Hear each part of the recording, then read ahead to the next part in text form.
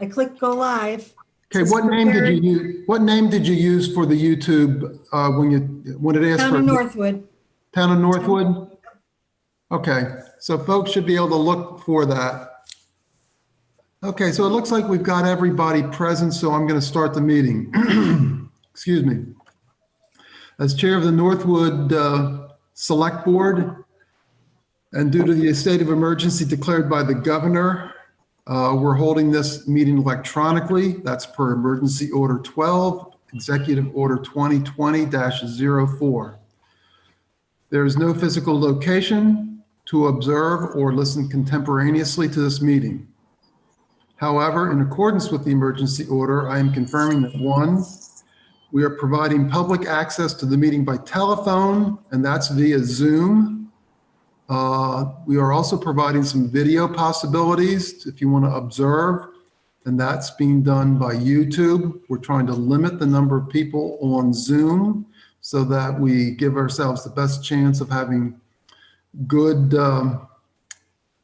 well, whatever the word is for this working properly, we're trying to give ourselves the best chance possible. So I'm asking that people, unless you're on the agenda, please use the YouTube so that we can conserve the bandwidth. The telephone numbers and links for Zoom and the name on YouTube is what'd you call it, Susan? It's just under Town of Northwood. Town of Northwood. So Yeah. if you Google, if you search for Town of Northwood on YouTube, you'll find our meeting and it'll say, quote, live. We provided the information on the website. If you have questions, or excuse me, if you have trouble accessing things, Susan, they should use your email address.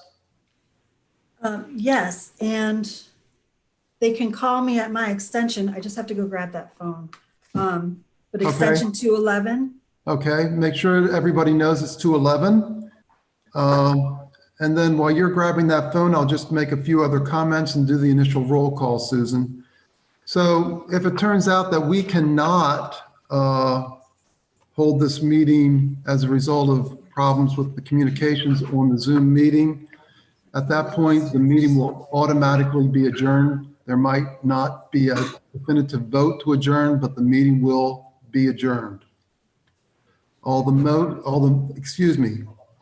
votes during this meeting will be made by roll call. And I'm going to start by doing an attendance roll call. So,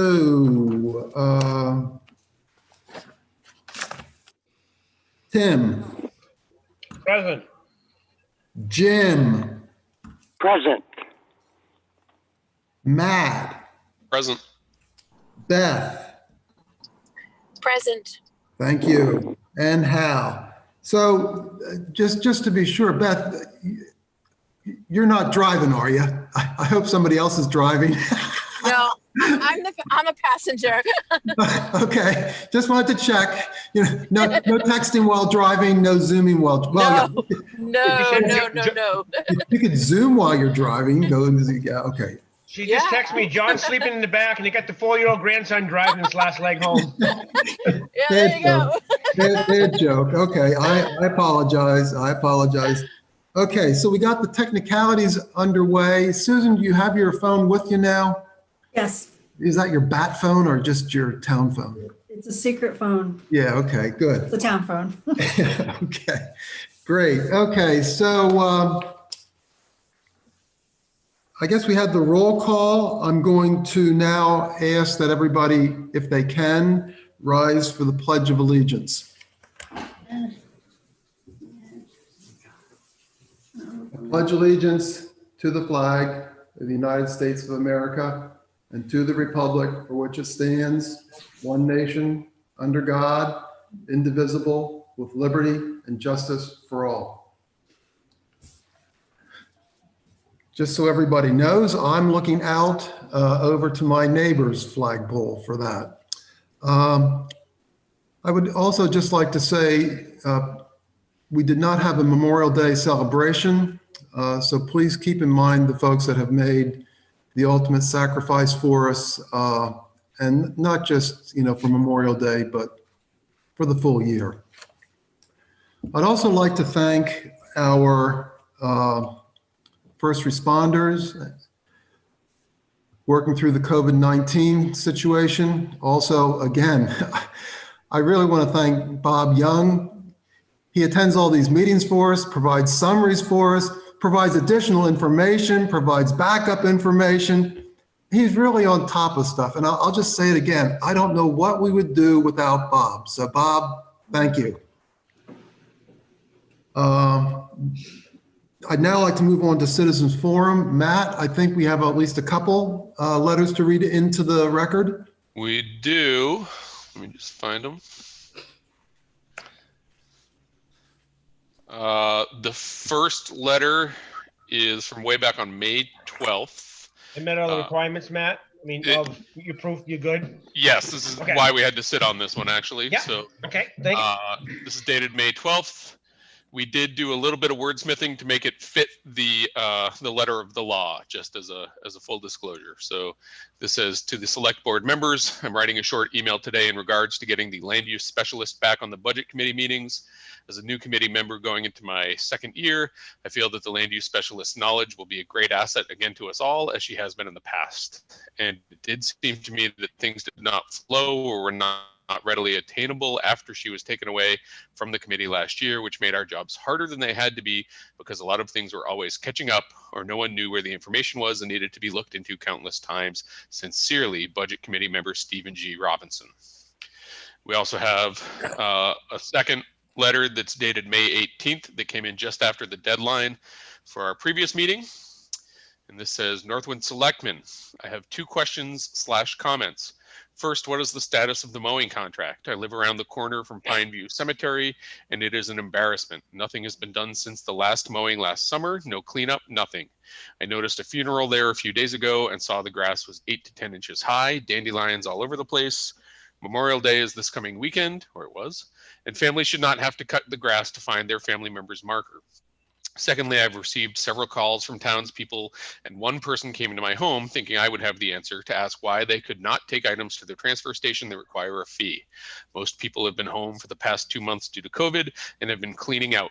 One person had a mattress and a TV he tried to take there 3 weeks ago. Why did you make the decision to not accept items requiring a fee, and when will that open up? We would appreciate the board discussing this tonight. Ginger Dole. Thank you, Matt. I'd also just note that there were a couple other emails that I'm going to ask the board to review, and the board will weigh in as to whether we read them or not. I make the initial decision, but ultimately the final decision is up to the board. So we'll be reviewing those in our non-public tonight. And I guess the simple way of saying it is you'll find out the results if we read them next week or next meeting. I guess the other thing I'd say on the Citizens Forum, we appreciate getting input. We can't do our jobs without input. I just ask that you please be polite and respectful. I'm moving on now to the public hearing for the acceptance of funds. There's 2 parts to this. I'm going to turn it over to Catherine and let her walk us through what we need to do for accepting these funds. Are you able to help us there, Catherine? Yes, I can. Thank you. So this unanticipated revenue that the town has received is actually a reimbursement of a prior year expenditure. The amount is $23,600. It's a refund from Tyler Technologies, which is our accounting software company. In December of 2017, there was a software purchase upgrade. It was currently we use ProFund. This was to purchase Encode software upgrade, which is also supported by Tyler Technologies. The information, there's a whole folder on this, and the information goes on to explain some of the challenges with ProFund, some of the drawbacks, some of the issues that the software has. This payment was made, and it sat as unapplied cash receipts over the past over 2 years with Tyler Technologies. They had sent out a request as to what we would like to do with those funds. And in discussions with our town administrator, I was directed to request a reimbursement for those funds, which I did. And that's what these unanticipated funds are for. When the town administrator came on board, she attempted to schedule trainings for the staff to learn this software and to implement a timeline to implement the new software. But each time a meeting would come up, Tyler Technologies had canceled the meetings. Since we've received the refund, she's continuing to receive daily emails about an implementation timeline. So that's just some of the background and the history and what we've been dealing with for these funds. Based on the original intent and the nature of purchasing an upgraded accounting software, both the town administrator and myself would recommend to the board that these funds be accepted for the original intent of the use. So I will leave it at that. And if there's any further questions or anything else I can add, I'm happy to respond. Okay, I think for the public, just so they understand, we're going to provide some information at this meeting.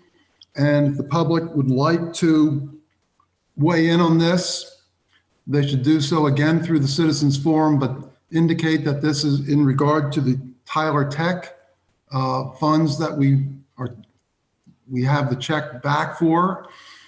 In terms of what Catherine just said, it will not be possible to do a reuse of these funds for the upgrade of the current system, given that this system is outdated and they are no longer going to support it within a few years. So just reusing the funds for something similar, but maybe with a different company, is really not an option. That said, then I think the public also needs to consider that these funds would probably not, I'm not saying they will, but they would probably not be sufficient to purchase and cut over to a new software system. This was only meant to be funds for an upgrade. So it's very unlikely that a new system would be at the same low price. So in terms of public comment, as I said, these are the funds, it's $23,000 that we have coming back. We'd like the public's input in terms of recommendations as to where those funds get placed or how they are used. And again, please submit that through the Citizens Forum and indicate that that's what that's for. On the second one, we're also going to ask for citizens' input on whether or not we should accept all COVID-19 related grants and all the other associated words you use for money that we can get in return for COVID-19 responses. Catherine, do you want to list any of those things out, or do we just want to keep it general? I'm happy to list those out. Would the board like to make any motions to accept those funds, so at least those funds can be temporarily deposited into like a miscellaneous revenue account until further decided how the intent of those funds will be distributed? If that's what makes sense, yes. Is that what you're asking us to do? Can you put that in the form of a motion that I can call for them, please? Sure. Put you right on the spot. Motion to accept the unanticipated revenue from Tyler Technologies in the amount of $23,000. No, not the Tyler. Oh, I'm sorry. I had moved on to the COVID-19. I'm sorry. Yeah, sorry. I was just trying to backtrack just so we can make sure we can record that as revenue to the general ledger until it can be decided how it can be used. Okay, so you want to cash the check? essentially. Wow, all the finance folks are alike. Okay, so you want a motion to be able to cash the check with the understanding that you won't put it into a specific account until we have public feedback. Is that correct? Correct. It won't be dispersed or used. It'll just be recorded as miscellaneous revenue for the time being. Okay, and we won't, Tim, go ahead. Nope, I was gonna say so moved. I'm good with that. Okay, do we have a second on that? Second. Thank you. Is there further discussion? Hearing none, roll call vote. Tim, Yes. Jim, Yes. Matt, Yes. Beth, Yes. and Hal, yes. Okay, so thank you for reeling us back in there, Catherine. What do you want to do on the COVID-19 item? So for the COVID-19, pursuant to some of the new state statutes that have been issued as a direct result of COVID-19, these do not need to be accepted through a public hearing. They just need to be formally accepted at a Board of Selectmen meeting. So there are several grants that we're currently applying for and hoping to seek reimbursement for in the very near future. There's a deadline actually right around the corner of 6/1 for one of these grants. And we're kind of reaching the end of May here, which is another portion of the grants that our first responders will be eligible for this hazard pay stipend. So I would like to ask the board to consider approving the FEMA funding, the Gopher State of New Hampshire regular COVID-19 expenditure funding, which is really essentially going to capture all non-FEMA, which is the category B expenditures for us. The state and FEMA have also determined that currently FEMA is 75% federally reimbursable. The Gopher funding can also serve as the remaining 25%. So we'll be able to capture 100% reimbursement for all of those COVID-19 expenditures. In addition, the Gopher hazard pay stipends for our first responders, which we are anticipating to disperse on the June 3rd, coinciding with that payroll for the first half, and the second half to be dispersed. Let me just pull up my little calendar real quick. On July 1st, coinciding with that payroll as well. And lastly, there is a firefighters assistance grant, which our fire chief has also applied for. So I would like to request that the board move to approve all of those grants and accept those funds. Do I have a motion to that effect? Tim, thank you. Do we have a second? Second. Thank you, Matt. Is there further discussion on the COVID-19 related funding? So just, nope, go ahead, Hold on Jim, a second, sorry. Jim. Matt started speaking. So my only thought here, and I probably should have said this before we took the vote on the first motion, whereas we did notice the public hearing via Zoom, do we want to just double check that nobody's on the call specifically for the public hearing before we vote? I'm seeing a thumbs up from a few people, so I think maybe we better do that. Let's do this. Let's, I'll just open it up. Now, folks on YouTube, if they're hearing this now, we may need to give them a few seconds to respond. So let's just wait a minute. Maybe in the meantime, while we're waiting, I'm going to skip on to the next item, which was related to COVID-19 also, and that is, I'm going to skip the immediate next item and move on to another COVID-19. But before I do that, maybe let's get Jim's input also. Jim? Yeah, Hal, I just wanted to mention, going along with this grant application, on our meeting of May 12th, we did approve a motion allowing you to, giving you the authority to sign on behalf of, all federal grant applications, including CARES Act and COVID-19 and FEMA. So page 6 of the minutes that we're going to approve later on in the meeting, a copy of that will have to be made in part of the grant application that's submitted on June 1st. That's great, Jim. I really appreciate your insight and diligence on that. Very good. And can I just add one more thing, Hal? Sure. Yeah, go ahead. Lisa was working on, like, there's 18 pages of the grant application that you have to initial and sign. So she had set up like a PDF file so that you could do it electronically. So I just want to make sure that that's in the works. You know, I think I might have, I'll have to double check. Let me make a note on that, Jim.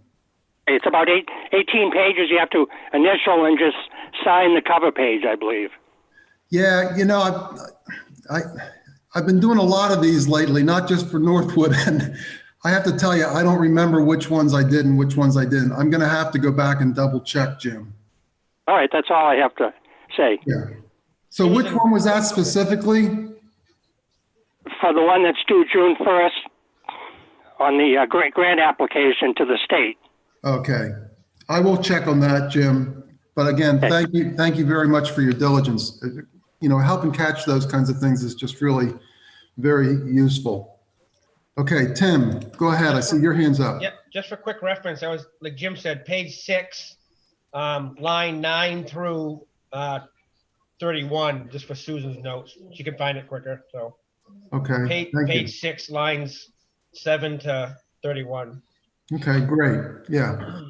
Okay. Catherine had her hand up before me. Sorry, Catherine. Okay, so did anybody else join that was going to provide some input? No, Susan? Oh, Number's been steady. okay. Okay. Nobody's said anything, so. Okay, so then Catherine, go ahead. I'm sorry. I just wanted to let you know that I am working on the Gopher grant application. I have the grant agreement already. They kind of issued a boiler template for all New Hampshire municipalities. I began filling it out. There's just a few more pieces of information I have to add to that, and I'll send that along to you, Hal. Okay, so then I don't need to check. I did not get it yet, is what you're saying. Well, that's the Gopher through the state of New Hampshire. The FEMA, I believe you might have already received from Lisa, but we can touch base on that or going forward this week. Okay. Okay. Yeah, we need to just be meticulous about this, not miss them. Okay, given that we don't have any other input, did we have a motion and a second on, yes, we did. Is there further discussion on the motion that Tim made, which was basically to restate what Catherine had asked us to do? Hearing no further discussion, roll call vote. Jim? Yes. Matt? Yes. Beth? Oop, she's muted. Oh, Beth, you're muted. Maybe she's in a dead zone. She's coming across the Mass Pike, she said a little while ago. I talked to her, or Okay. texted her, so. I'm gonna I have no control over it. skip that. I'm gonna move on to Tim. Yep, yes. Yes, and Hal is yes. Oh, she's unmuted. Beth? Yes, Beth? yes, yes. Okay, thank you, Beth. Thank you. I lost service for a minute. Yeah, that's what everybody said when it's off, yeah. Yeah, okay. So Catherine, did we cover everything that you wanted us to cover? I'm just looking at my notes to be sure, but I think yes. Okay. Keep looking at them, and if something comes up before we end the meeting, we can circle back. We got a couple of house cleaning measures to talk about later, but that'll come up later. Okay, She had so right now, if you don't mind, I'd like to move on to the approval of the minutes. And I'd like to thank both Lisa and Susan for doing the minutes. I thought they looked pretty good myself, but what do other folks think? Excellent. Yeah, any adjustments or anything like that? So I had a couple of little things that I just want to double check on. So page 4. Oh, Which one? Which one? Is this the 12th? sorry. We are on the 12th. Yep. Yep, page.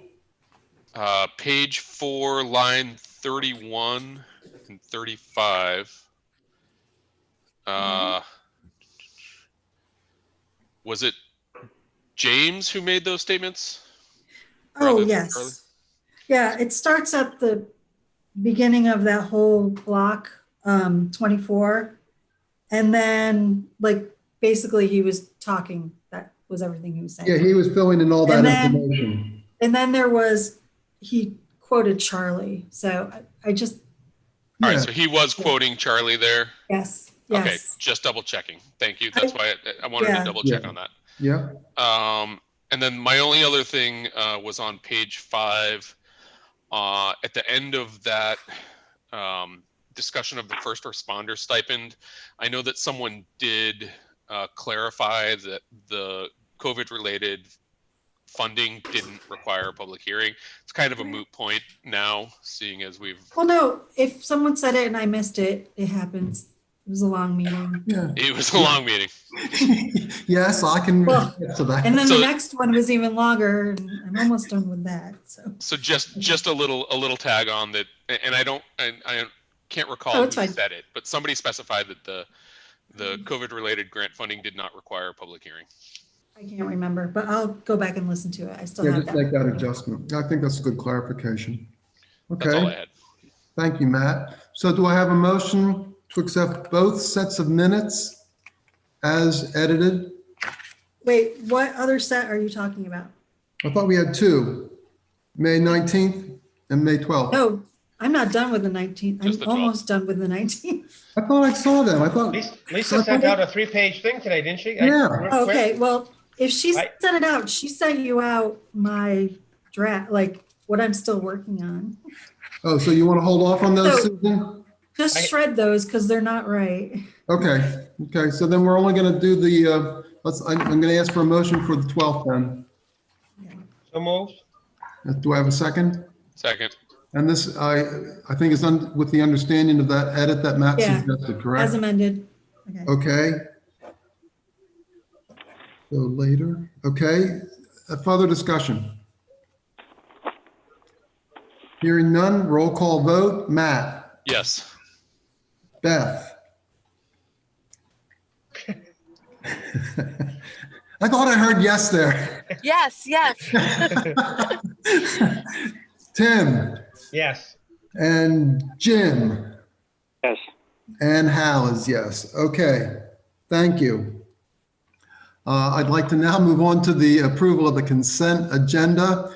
And just to be safe, I'm going to ask Susan to read what consent agenda we're working from tonight. I'm gonna have to pull up my email. Hold on. Okay, well, I think that's the safest version. I saw some of it. At glance, it looked very good to me, but I'm not sure if we have the reports exactly as we said, so let's just read them off. Okay, so I have May 26, 2020, the payroll manifest dated May 20th, 2024, $80,928.51. Okay, Okay, the AP manifest dated May 13th, 2020. Okay, batch 14867 for $65,148.91. And then a ACH voucher for $2,514. And then batch 14866 for $500.39, COVID-19 expenditures. And then purchase order from Tax Exempt Leasing Corp for $6,609.65. And then purchase order from Waste Management for $709.26. And then purchase order 107136 for $3,282.75. And that's LHS Associates. And then another purchase order for Northeast Resource Recovery Association for $4,511.25. okay, is that it? Nope. Oh, sorry. Keep going. Well, I don't know how you guys usually do this, so. Read off the whole thing, then we Oh, ask. the if whole anybody thing, wants- okay. Yeah, then we ask if So- anybody wants to take any of the items off the consent agenda. Okay. So then there were two motions that we added on. I wonder if, well, okay, I'll do this. To clarify the intent of the consent agenda dated 5/12/20, the Board of Selectmen as agents to expend from the Aquatic Invasive Species Expendable Trust Fund authorizes the trustees of the trust fund to issue payment to the Lake Host Program for Pleasant Lake in Deerfield for the amount of $2,500. Mhm. And then the Board of Selectmen, these are two motions you need to make, I think. I'm sorry if I'm confused. I came in at the last minute. So the Board of Selectmen as agents to expend from the Aquatic Invasive Species Treatment and Control Expendable Trust Fund and pursuant to the intent of the 2020 warrant article number 32, to authorize the trustees of the trust funds to issue payment to the Northwood Lake Watershed Association in the amount of $12,000 as per requested in a letter dated April 11th, 2020. And you should have that letter, I think. Yeah, so just to clarify, these are all just, we're signing off on those things. So that's why it's on the Right. consent agenda. Anything that we need to sign off where people Right. need our signature documented, we put on the consent agenda. The trustees will require us to have a signature on that. So this is the way we're doing it. Okay. And then the treasury reports from April 2020. Do you have those? Yes? And that's just so that, we're saying, okay, we received them and we're releasing them for public distribution. Okay. And then the very last thing is an application for current use, 202 Sherburne Hill Road. Right, and we have the documentation on that. And that's all I have. Okay, so that's the complete consent agenda. Now, does anybody want to take any of the items that Susan listed off the consent agenda for separate discussion? Hal, Jim, go ahead.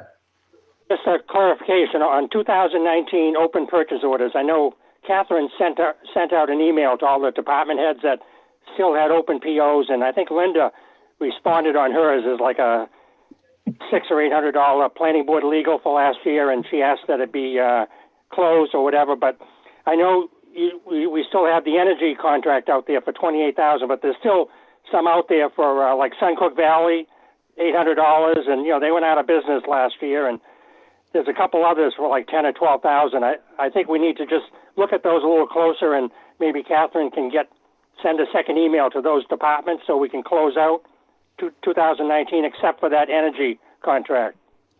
Okay, so Jim, I don't think that affects us approving the consent agenda, but it does bring up something that I think is important in terms of how we run our meetings. Yep. And that is, Susan, if you can stand it, I would like you to start making a to-do list that results from our meeting. And this one is a good to-do item. It's for Catherine, and it's to report back, try to close, and then report back on 2019 expenses. Open POs. Open POs. Thank you, Jim. Yes. She said thumbs up. Yeah. And it looks like Catherine knows what we mean and she can deal with it. That's terrific. I think everybody knows what we mean. Yeah. Okay. So that's good. Tim, you had your hand up. Could you just read the amount for batch 14,866 again, Susan? Batch 14,866. I have $547.39. Okay. Yep. Is that right? Okay. Yep. Okay. And Tim, I think this is an example of where we're not taking it off the consent agenda, but you did have a question that lets us move it forward. Other questions or any items that we want to take off the consent agenda? Okay, hearing none, we'll do a roll call vote on approving the consent agenda. Beth, Yes. Did you do a motion in a second? Did I miss that? Oh, so moved. Thank you. Second. Thank you. Well, it was just a test to see if you were paying attention, Susan. Be good. Yeah, and you were. You passed. Okay, great. Great. Okay. So Beth, go ahead. Yes. Thank you. Hal, Tim. Oops, hold on a second. Who's talking? it's Your road agent. 1 second. Hold on a second. Chris. The purchase order for the waste management was actually a blanket PO for 30,000. It was supposed to be. Maybe they got the amount wrong. Yeah. So one of the invoices in there for total to date was 12,000. So Okay. purchase order for 30,000. So that way I can pay the whole bill and then. Yeah, we want to get away from this paying invoice by invoice. Thank you, Chris. Okay, sorry. Okay. No, So- it's not your fault, Susan. So maybe it's just the way we listed it off. Can somebody go back and take a look I at the think I know. PO? I think I know what happened. It's a blanket purchase order, but in Yeah, reference. let Susan speak, please.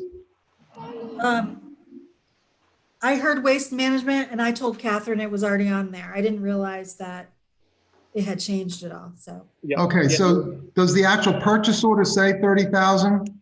No, it says $3,282. So Well, that doesn't sound right either. No, that's. oh no, I'm sorry. It's above it. It's $12,709 and That's what the PO says? yes. Okay, I think we're gonna have to go with that PO for now because that's what the PO states. And Chris, we're gonna have to circle back with Catherine and make sure Sorry. we get the blanket PO at the rate you want. And if you want to, No, that's fine.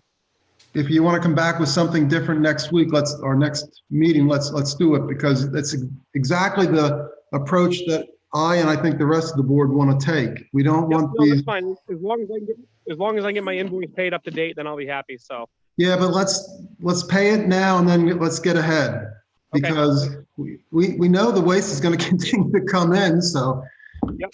let's do it. Okay, so Tim, you had a question. Yeah, right below I just asked for the 547.39 and the COVID expenditures.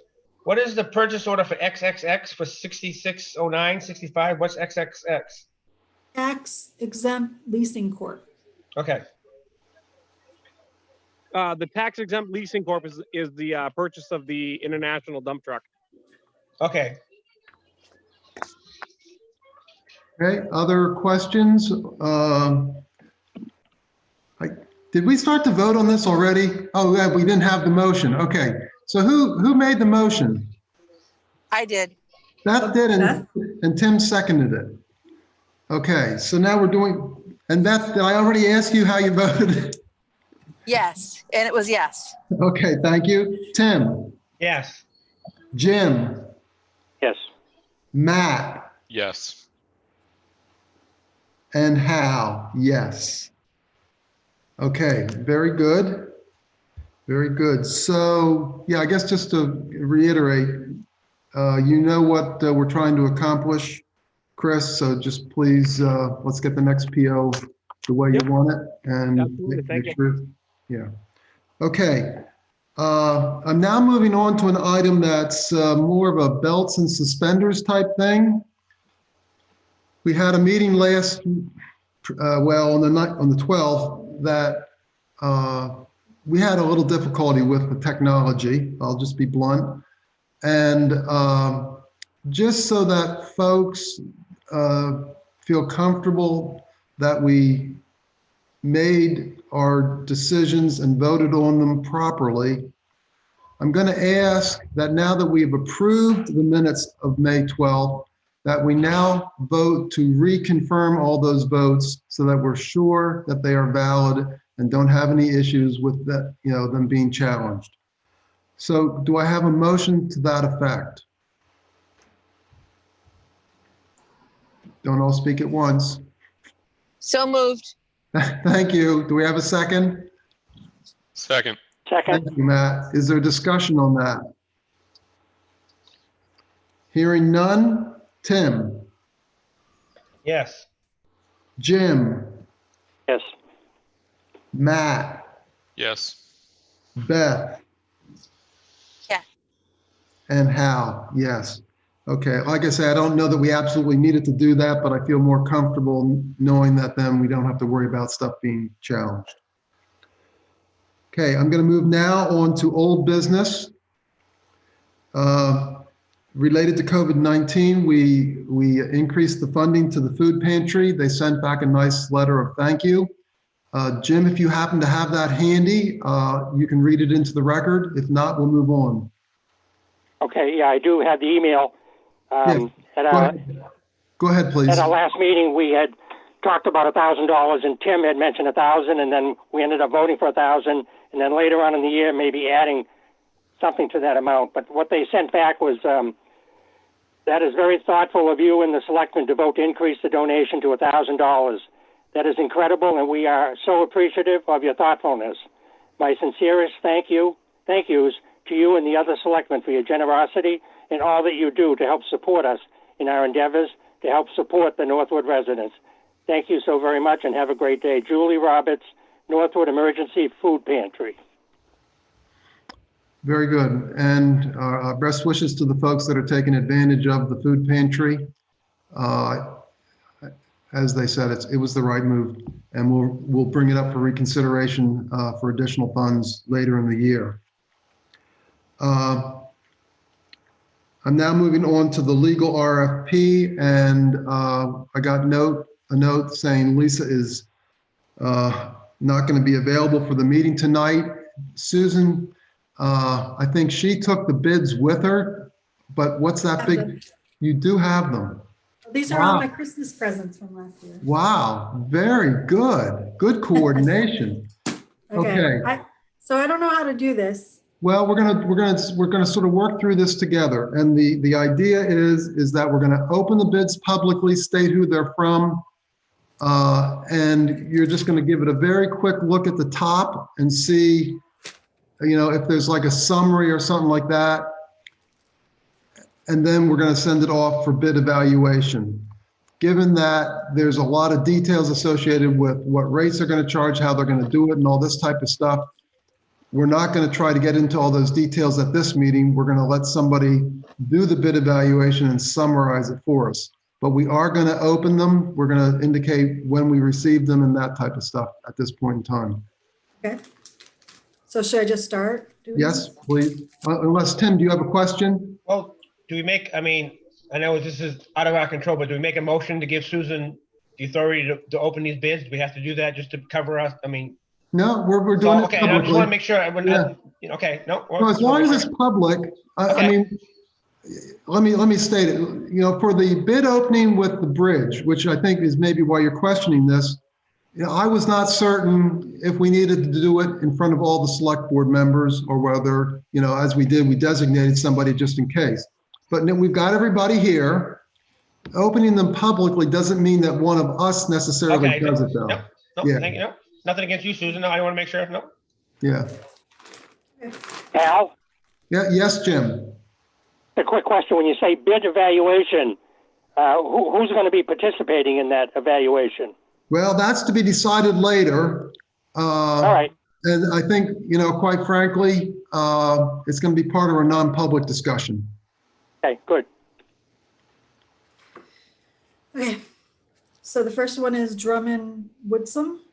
Mm-hmm. Okay. And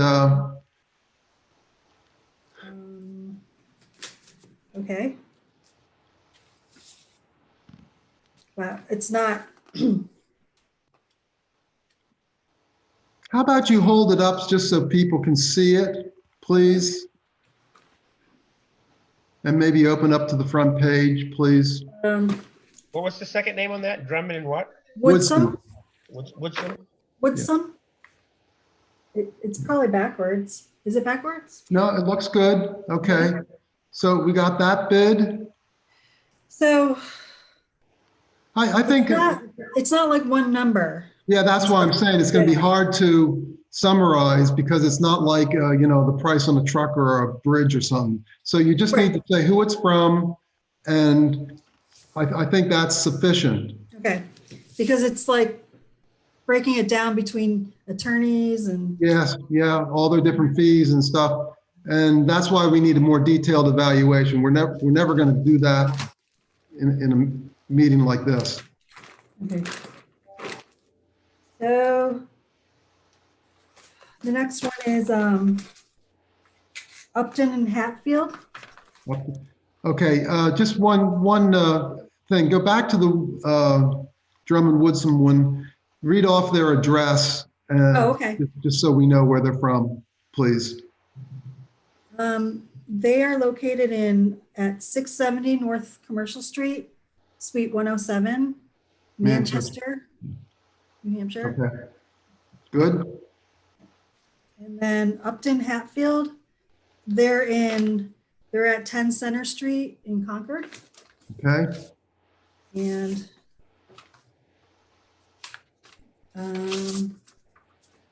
okay, so you don't want me to, you just want me to.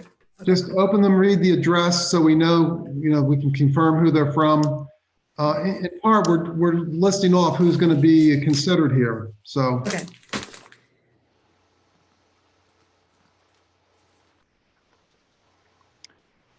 The next one is Mitchell Municipal. They are 25 Beacon Street East in Laconia. okay,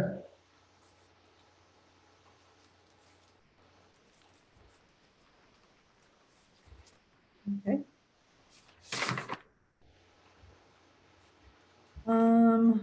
This is DTC Lawyers, 16 Acadia Lane, Exeter, New Hampshire.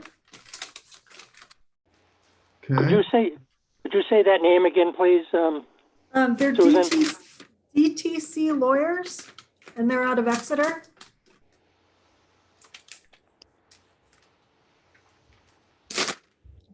Just trying to at least make an attempt to open it.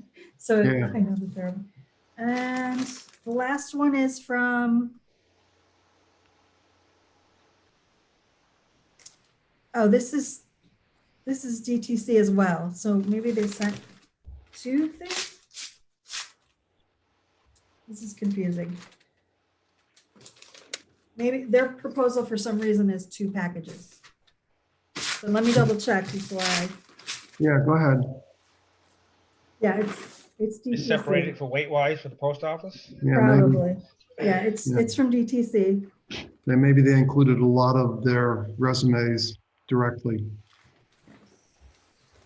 Okay, Donahue, I'm sorry, they're Donahue, Tucker, and Candela. Candela.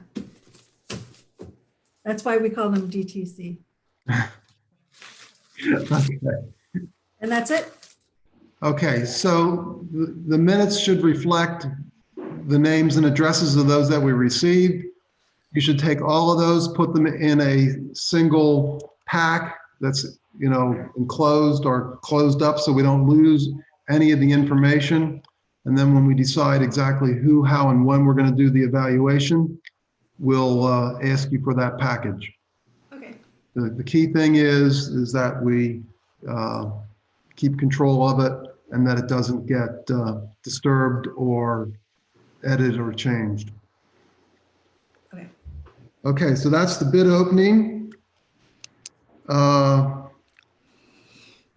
I'm going to move on to Deputy Health Officer posting, the status.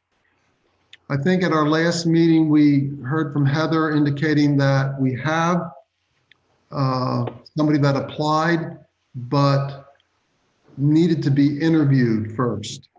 And I don't think that has happened yet. So we're going to put that on hold, but I'm wondering if Jackie Lambert is online. She said she would come in and talk to us a little bit about what she's doing as as our health officer. Chief, I see you're online. Do you know if Jackie's at the was planning on coming online, or whether she's maybe at the station or something like that? I know she was planning on coming, but there's a second alarm brush fire in Deerfield. I think she's at Hmm. now. Oh, So, she did say she wouldn't come if there was a call. I have a little bit of information about her. You know what? Give us like a 2-minute synopsis, but she did send a note. Did I share, question for the board, did I share the note that she sent to me with you or not? Sounds like not. No. So Susan, on the to-do list, have Hal send to the board the letter from Jackie. And then Chief, why don't you give us what update you can, please? So I guess it was a question whether she's been appointed by the state yet, and she is getting email from the state. So that would indicate that she has been appointed, accepted in the position. There's a number of inspections she needs to schedule with restaurants and service places, hairdressers, barbershops, and things like that. And I know she was out doing quite a few weekend, and then a couple of them she had scheduled today. So I know she's working to get those done. There's some checklists for COVID-19 and some training that the servers are supposed to take, and she was advising all the restaurants of that. Okay, well, I think that was the main thing, that, you know, we had done some stuff relative to the restaurants reopening with outside service, and it sounds like she's on top of that. Tim, you had a question. I had a call from a local business in town that she visited today. She swung by Sunday, I think, but the gentleman wasn't there, the boss. So she swung back today, and just to verify, you know, what the people were doing, the temperatures and stuff like that. And it was a good communication between the store owner and, you know, Jackie. So that was, you know, good to hear. Yeah, that was good. That's good to hear. Very good. Yeah. Thank you for reporting on that, Tim. Any other, well, I'll tell you what, let me send out the note. If there's questions on it, we'll get it back on the agenda for the following meeting. Okay. Appointment of welfare director. I think we discussed this in non-public last time. We have a recommendation and we discussed it. Are we ready to move on this item? And that would be to appoint Diana, our rec director, also as the assistant welfare director. Do I have a motion to that effect? So moved. Do I have a second? Second by Tim. Discussion. Tim, go ahead. So this is until we find somebody and the rec gets going full blown, or is she going to handle both? How do we leave Sorry, it? say that again. You're breaking up just a little bit, please. Is this just I mean, she's filling in just because rec's a little slow right now with everything going on, or will she be able to do like both jobs when everything gets in full swing? I think Just clarification. I'm fine with it, but I don't want, you know, if is rec, you know, full time, once things get going, is she gonna be able to cover? We might have to fill in. I'm just, you know. it's a good question. I personally don't know what we're going to do. Oh, did somebody else try to speak? We have a welfare person. She's an extra set of hands right now because in case we have too much for him to do.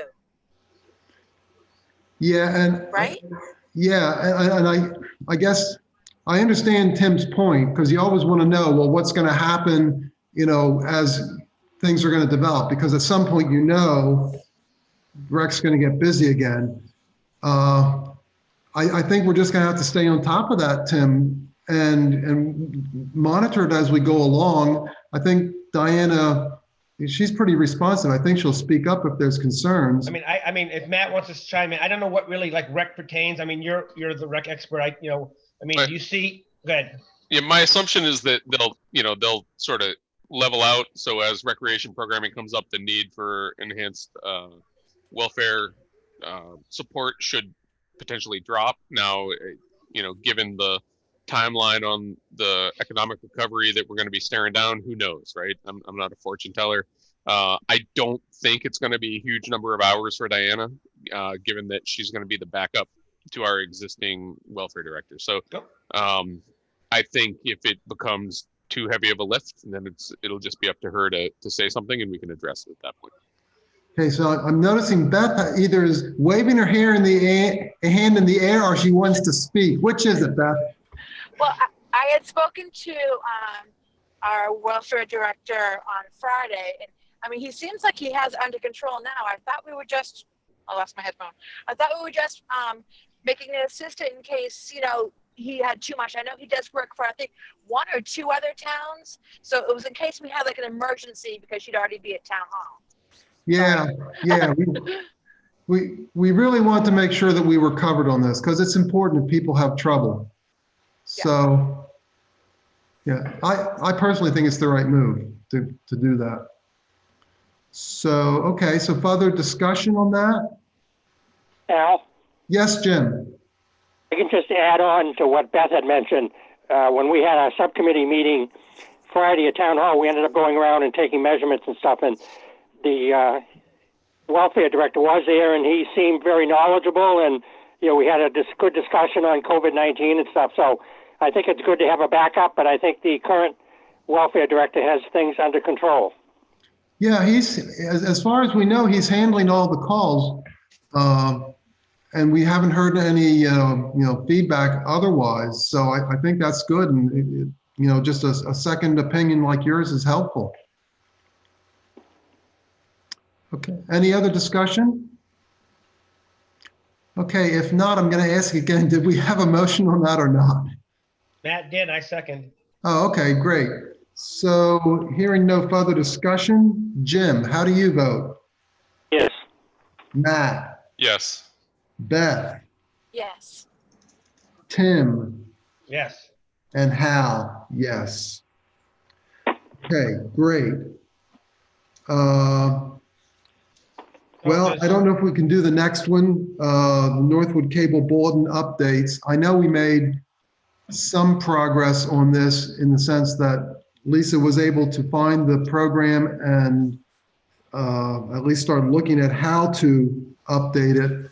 I don't know if we have it actually updated, but I do know that when we do these on YouTube, she did make arrangements for the cable company to take the YouTubes and upload that file so that now people can now see these meetings on the cable channel via the YouTube file. Susan, did you have anything to add to that? No. Yeah, I don't. It was really quick, this takeover today. Yeah. Okay. She tried, though. She tried. Yeah, I think we'll have to leave it at that for now, and I'm going to put a note here. We'll circle back.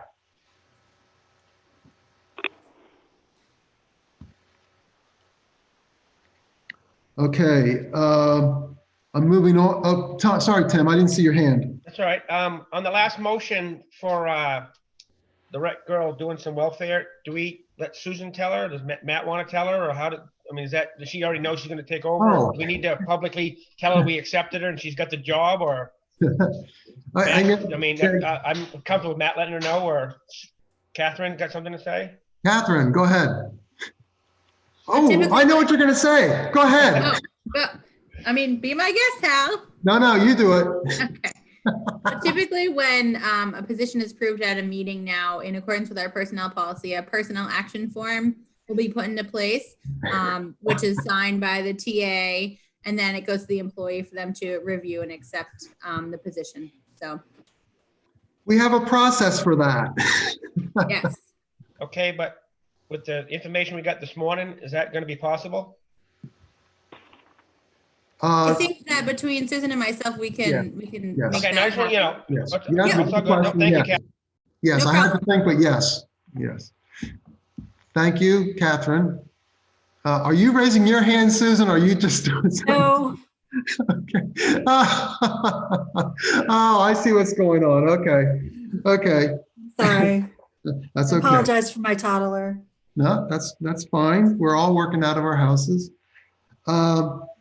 Okay, ready to move on to Bow Lake Bridge. Okay, I got some exciting news on that. Well, first off, thank you to Beth for taking the time to drive in along with Chris to the bid opening.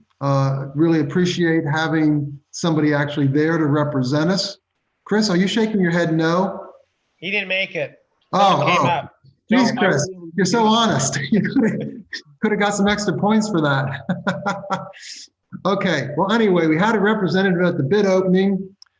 The good news is the bids came in at a pretty good price. I am going to switch. Well, let me just say this.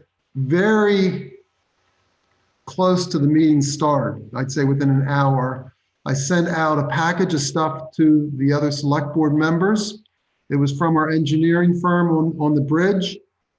They sent a letter indicating, what happened at the bid opening process and what the bids were. They did a really, really nice analysis of the bids and suggested that I make, boy, I hope I can find this, the following motion. Make that motion, Hal? Did we get confirmation? I know the guy was going to go back and look because one company was like 200,000 less. I mean, they had all the apples and oranges, Chris. Okay, no, Tim, you're not referencing the latest memo. I sent one out. Geez. I got home at 5:30 tonight. Turned the computer on, head to meeting. So when did you send it out? 4:54. Yeah. So if it's too soon to vote on this, we can hold off. But let me just tell you Give me the what they sent. They sent a bid review letter. Let me just which basically says, Dear Hal, bids were opened publicly. The bids range from $588,000 to $797,000. They attached 2 bid summaries. The one compares the bids to each other along all the specific components of the bid. The second one compares the lowest bid to the engineering estimate. What they're saying is when they do that detailed comparison, they found a few items that were different from their estimate, but feel that those changes that the firm has made are still reasonable in terms of their ability to properly do the job. And so therefore they feel that from an overall perspective, even though the low bid is, it's almost, it's 588,000 versus 760,000. They feel that they can justify going with that bidder based on where the differences were. And I guess I would say, I'm not a civil engineer, I'm a chemical engineer, but all the places where there were differences, they looked okay to me. So what they're asking me to do is have a motion that authorizes me as the chair of the select board to enter into a contract with Northeast Earth Mechanics Incorporated for the replacement of the Bow Lake Road Bridge over Sherburne Brook for the bid price of $588,425 upon the approval of New Hampshire DOT. So, oops, hold on a second. I need to get back to the meeting. So I realize this all came out late. So I guess what I'd like to know is, do people feel comfortable voting on this tonight? If they don't, I would like to set up a time to meet in the very near future to vote on it. Because I am very interested in keeping this project moving forward and giving people no excuses from our end in terms of, any delays or anything. So how does the board feel? Does anybody want to raise an objection to voting on this tonight? No. Nope, I just read it real quick on my phone. I'm good, Hal. I'm caught up. Okay, yeah. I mean, again, we act as a board, so if anybody's uncomfortable, I would respect that. Okay, Beth, you wanted to say something? They said that at the bid opening that was probably a really good bid anyway, and they would recommend him, but they were going to, do a further investigation. I know in one of the notes that they said they found one error in math, but then they redid it and it was right. So, Yeah, it's sort of like an internal math error where the internal number was wrong, but the overall number still came out to the right number. Like, right. I can, I've done that before. Yeah. Okay. So it sounds like we have a level of comfort there. So can I get, oh, Jim, go ahead. Just add one quick thing. The 588,000, the state will cover 75% of that, 441,000. We have to cover 25%, 147,000. We have $260,000 already put away that's been raised by taxation. Yes, Jim, but I think there's another factor that we have to consider. The total cost for this project is not 588 because we have to add in the 100. Let's just talk round numbers. $590,000. We have to add to that another 150-ish for the engineering and all the other support work that the engineers do. It was up around 720, like the ballpark. Yes, yeah. So the final number is more close to 720, but still 25% of that is well below the 263,000 that we have squirreled away for this. So have we gotten any invoices from the engineer company, Al? Yeah. Oh yeah, we've been paying some. Yeah, we had to pay some stuff already. Okay. Yeah. We're still on track with the box culvert, Mr. Road Agent? Oops. Well, hold on a second. I'm losing control here. Let me just get. What was your question, Tim? I just make sure that we're still on track with the box culvert coming. So it's been made. Well, that's all part of this bid. That's all. Yeah. That's all worked in there. So we're the critical path right now. We need to approve this so the state can say they approve it, and then I can sign the contract. Yep. So moved. Second. We have a second. Okay, thank you. Further discussion? Okay, hearing none. Matt, how do you vote? Yes. Beth? Yes. Tim? Yes. Jim? Yeah, Jim, I didn't hear your vote. Yes. Okay, thank you. And I vote yes also. I appreciate you doing that. Again, I think it's important that we show that we're pushing things along. I will send everything to Concord, to New Hampshire DOT. But Susan, I guess between you and me, let's put it down for you. There's a to-do to have a document that basically states the board voted on this motion last night. Please see undersigned signatures.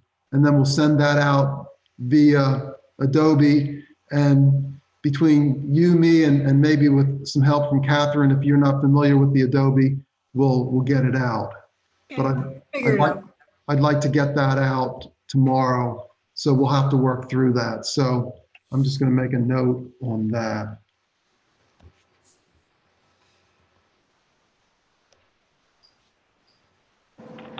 I'm glad we were able to vote on that since they actually did a rush job for us because I had asked if we could have their decision by Tuesday night for our meeting. But thank you, everybody. Yeah, and thank you for being there because I think that's the kind of thing that helps push stuff along. You're welcome. I mean, that's an example where a little extra effort on our part, I think, will pay us some dividends. Okay, I'm moving on to the paving RFP status. I saw Chris, but now I don't see him. There he is. Okay, so Chris, fill us in. Where are we at on getting the paving RFPs ready to go out? The RFP was already done and sent to legal. There was a couple small little grammatical errors that had to be changed, and then that was it. I thought they were supposed to be on here tonight. Was that in the package? I did not see that in the package. Oh. Yeah, okay. So we're gonna have to track that down. So Susan, let's put that on the to-do list. And I guess related to that is once we track them down, I guess I'm just going to be really direct about this. Tim, you know, as somebody related to the Highway Committee, could you also please take a look at this, and if you think it's appropriate, see what members of the committee you can get together and just give it a once over too, please? I think it's be real important to get that additional input. So if we can do that, you know, and obviously please coordinate that with Chris, but. I talked to Chris the other day. In the project we just got done working on an Epsom with one of their people that he was interested in, came up and looked at the job. So we'll get together and figure it out. Yeah, and just please, whatever you can do, just like, you know, Beth helped us out on the other one, just please try to help us move it along. Again, it's in the best interest of the town that we get this done as soon as we can and get out there and get it bid. Okay, very good. And Chris, you know, thanks for your moving that along too. So I think let's have as a goal then at the next meeting to have an RFP that the board can authorize sending out. Okay. Okay, and then on the last item, Chris, I think you or somebody inserted the mowing contract, which was approximately $12,000. Thank you for doing that. Previously, I think it was Catherine, but I'm not sure. Somebody sent out, oh no, maybe it was Lisa, sent out the budget detail from when we created the 2020 budget. And so you could see where all the different line items were in there, including where we put the mowing. I think, if my recollection is correct, we had $9,000 in there. So there is a $3,000 delta if I'm looking at the correct line. Chris, do you have any thoughts or additional information on that? I believe it was supposed to be coming out of my roadside mowing this year. Yeah, and that's where I thought that was $9,000 we put in there. I believe it was 16,000. It left me roughly about $3,000 left over in my budget. Maybe I was looking at the proposed instead of the default budget. Yep. Oh, okay. Bingo. Okay, well, that's good. Okay, so you can see the power of the information. That very good, Chris. Thank you. So I don't plan on doing any guardrail project this year, but I will be able to do at least 2 or 3 roads of roadside mowing with the remainder of the funds. Excellent. Okay, so it sounds like we're, at least on that particular line item, in pretty good shape then. Does anybody have any other questions based on what was discussed so far? Okay, hearing none, then we're going to move on to the appointment of library trustees. The library trustee alternates. There was 3 letters from Donna Bunker requesting we approve trustees. I'm trying to find those letters. It was my wife, Irene, Margaret Walker, and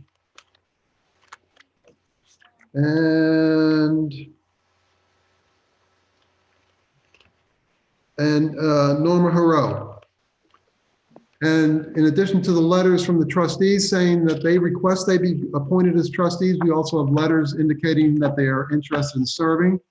So I'm looking for a motion to approve, to appoint those 3 as library trustee alternates.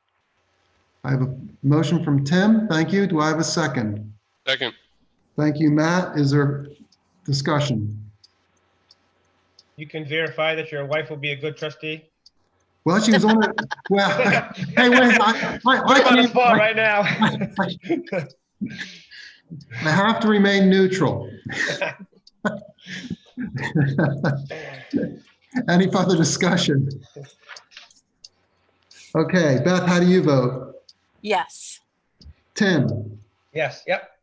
Jim, Yes. Matt, Yes. and Hal, yes.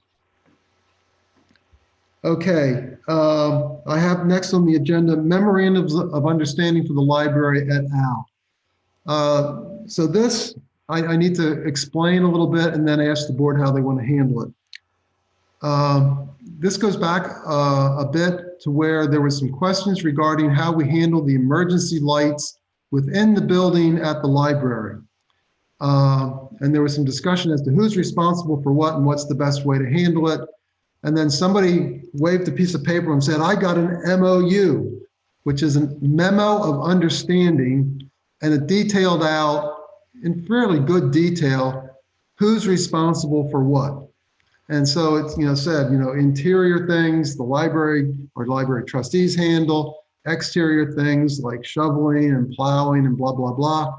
It's the responsibility of the town to implement, but it still comes out of the library's funds.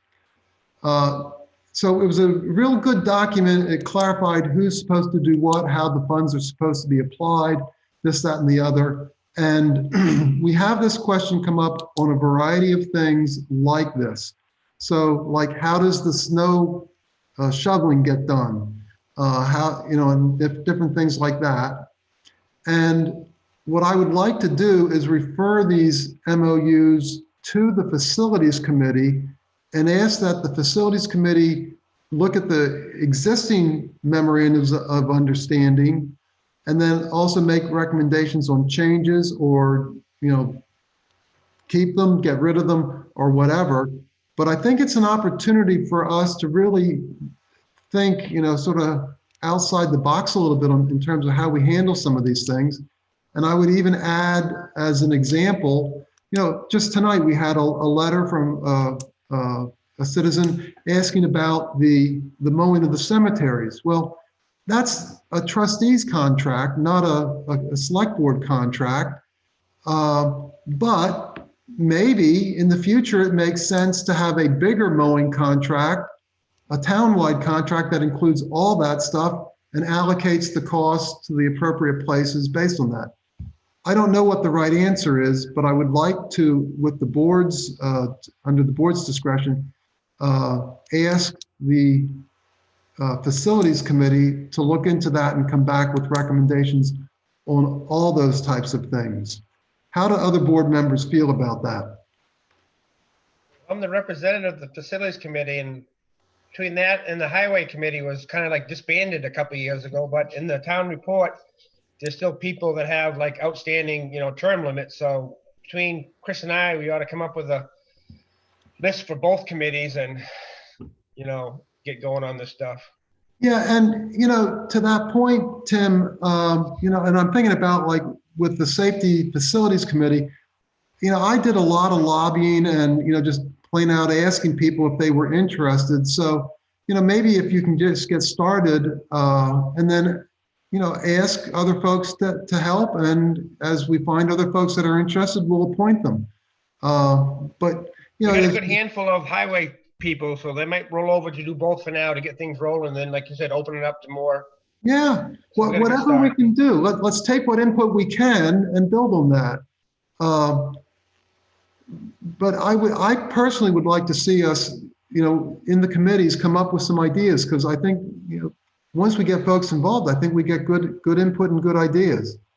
So if you're willing to do that, and I think, Beth, are you also on one of those committees, like the facilities or something, or do I have that wrong? I believe I am.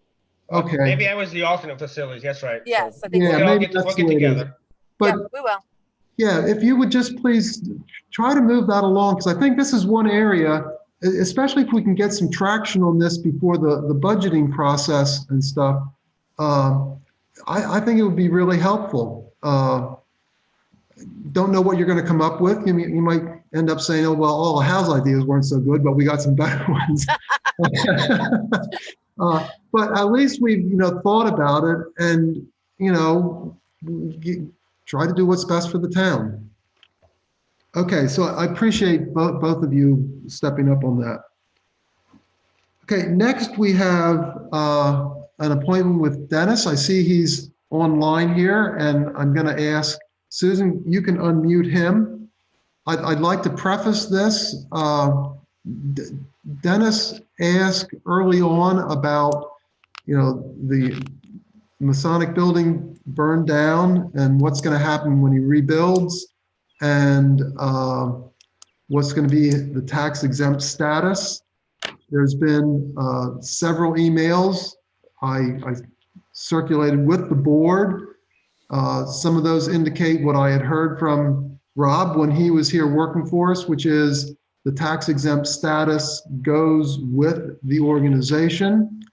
That said, there are some court rulings that say the selectmen can challenge that if they so desire. Or it also goes on to say that the selectmen can grant some tax exempt status, but that it might be up for, what's the word, change by a future board. So those are some of the considerations, and maybe there's also some considerations in terms of what other options are related to maybe a town vote. I don't know if there's other options to do some of that, but I'd like to open it up first to Dennis to let him talk about what they're thinking about and what they're formally requesting. So Dennis, please go ahead. Thank you. Yes, as was stated, I'm the president of the association that owned the building and now the empty lot sitting on the corner of the road down there. We've been settling with insurance. We're all settled up now and we're good to go there. It all came out in the end. We're not in bad shape right now for insurance wise. We want to move forward and become a bigger part of the community and be a bigger, we've always been there. It's been a kind of a rundown building the past few years. It is hard maintaining with the aging status of our membership. With some of the other things going on, it's not always been, the building was an old building and hard to maintain. We are looking forward to having a newer building that'll be easier to maintain and more usable for the community. We quite often had the library come over and use it for different shows and events and things like that. We want to be definitely involved with that. We want to have it opened up for weddings and bridal showers and town voting. Anything.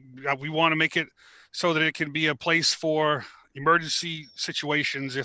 If there happens to be big snowstorms coming up, we can have an emergency type shelter there to use in that building. So we've got a lot of plans. I'm not going to say every one of these is going to come to fruition because we're still in the planning stages of this. But I am just curious as to where we stand. If we spend 3/4 of our money, and we had an old building there before, it wasn't worth much. Now, if we build a nice new building and it shows more tax possibilities there, that it may be moving in that direction. So that's my biggest, one of our biggest concerns is actually because some of the other towns around have adopted the taxing their the different groups in their different towns. And I'm just curious, Northwood did. Yeah, Tim, you had a question. Same size building, Dennis? 1 story, square footage, or any rough ideas? That's just it. We got to stay the same footprint because of the layout. We have to stay the same footprint. We cannot change that footprint. We can go 3 stories. Probably, if we do like we were thinking, the first floor will be again back to a big hall that they could use for the library, and we could use for things like that, and a kitchen so that we could have meals served there for different various occasions and reasons and stuff like that. But of course, now it would be all up to code. It wouldn't be quite sneaking behind the scenes type thing. It'd be up to code now. And then the second floor, we would look at some type of museum to honor the Grand Army of the Republic building that was there, the Grange building that was there, and the Masonic building that was there.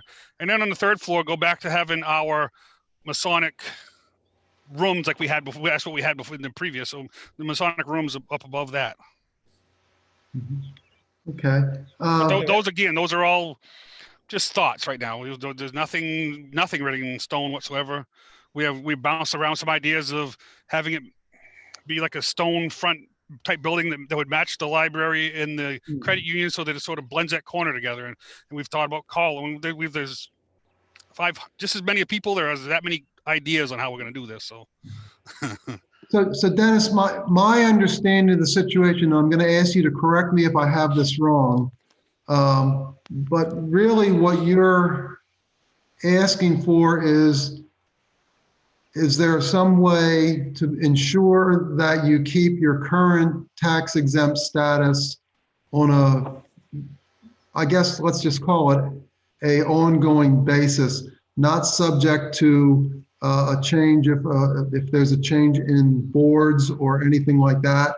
Is that really what we're trying to resolve here? That is what, well, like I said, we've been warned from the state level people that some of the towns have gone through. One of them, Holderness, is an example. Holderness went ahead and they changed their status, and they're starting to tax the groups in that town. And some of the other towns are doing the same. And so we got to be worried about this first. So maybe you guys were going to do this next year. I don't know. We hadn't talked to you, so I have to find out if you were thinking about this next year. If you weren't, okay, well, I know you guys are all in a revolving type election process that you work your way through, and maybe a totally different group here 10 years from now, and they may have a totally different idea. So I don't know if there is a way, but I'm just curious if there is a way to get something written down, or a vote of the town, or something written into a town statute, or I don't know. I don't know. I'm coming to you to find out what. Okay, and I guess, what I've read so far indicates that it's the select board, but that doesn't mean that's the only way.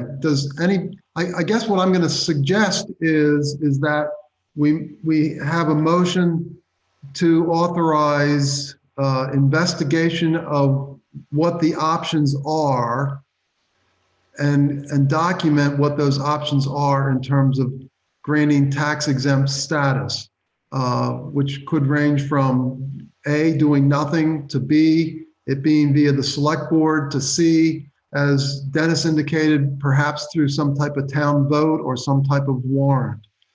But obviously we wouldn't do that unless it makes sense to the rest of the board. So I'm going to ask for opinions on that.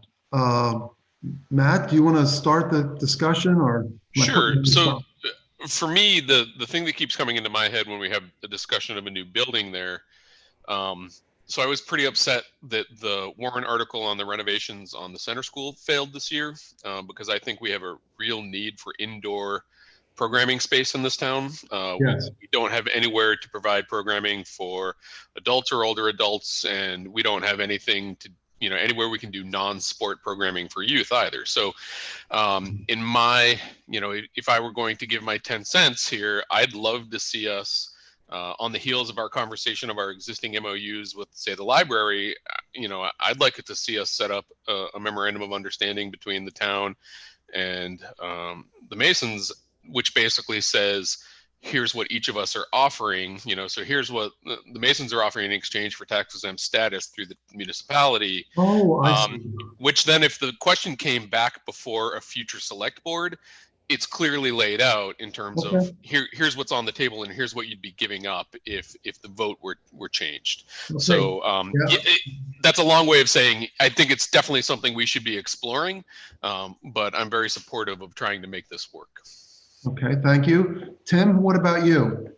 Yeah, the same way. Like, obviously, if there was like a town emergency or something like that, I mean, I don't think we have to draw up a clause saying we would get stuff for free. Like, obviously, you're gonna rent out the hall to wedding showers and birthday parties and stuff like that. You talked about an email, so obviously the town, if there was a scheduled event there for a paying, if the town had something to do, obviously we could work a better arrangement out, I guess you would call it. You know what I mean, Dennis? So, yep. So planning, we go into planning that way. Yep. If we're going to help you, you can help us. Yep. That's what I'm saying. You know how it is. Yep. Jim, how about you? Your thoughts, please? Question, Dennis. You had mentioned that you talked to the state. Did you talk to the charitable trust unit at the AG's office regarding your 501c3 and what other organizations similar to you are going through as far as tax exemption? It's we're dealing with the state level, I mean by the Masonic state level, we're not a 501c3, we are a 501c8, and the building is held by a 501c2. That's what I'm the president of. It's a title holding corporation. So we're not officially a 501c3, we are a 501c8, excuse me, 501c10, and the things are 501c2. And it is left up to the discretion of the towns.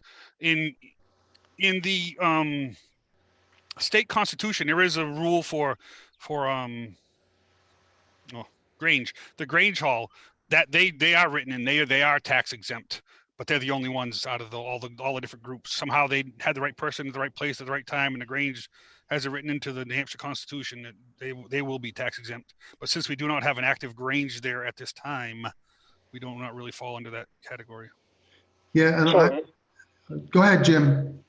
so Dennis, do you have to file annual reports to the charitable unit at the Attorney General's office? We file 990 every year with the IRS, and we file with the state every 5 years. Okay, all right. Yeah, Because that's sort I'm of just similar wondering to law. Yeah. Yep, that's our income tax, and we don't get taxed on it. We're free from income tax, but this is property tax, just related to the Right. town itself. Yep. Yeah, and all right. You Go ahead. should have a conversation with the charitable trust unit because they cover more than just 501c3s. I think they cover all voluntary organizations and nonprofit groups. Yeah, we're Just exempt if they from could, we're exempt just from the if they could taxes give from you some them. advice that Yep. they run into with other Masonic halls or other churches or whatever. yeah, Jim, I just asked that you keep in mind, we actually have a court ruling that says that like, I forget, I think it was Milford, where they reversed the tax exempt status. And I think that's really what Dennis is worried about. Yep, it is left up to the town. Yeah. Okay, let's let Beth weigh in, please. So I love the idea of, a potential shelter there if we ever needed to have it.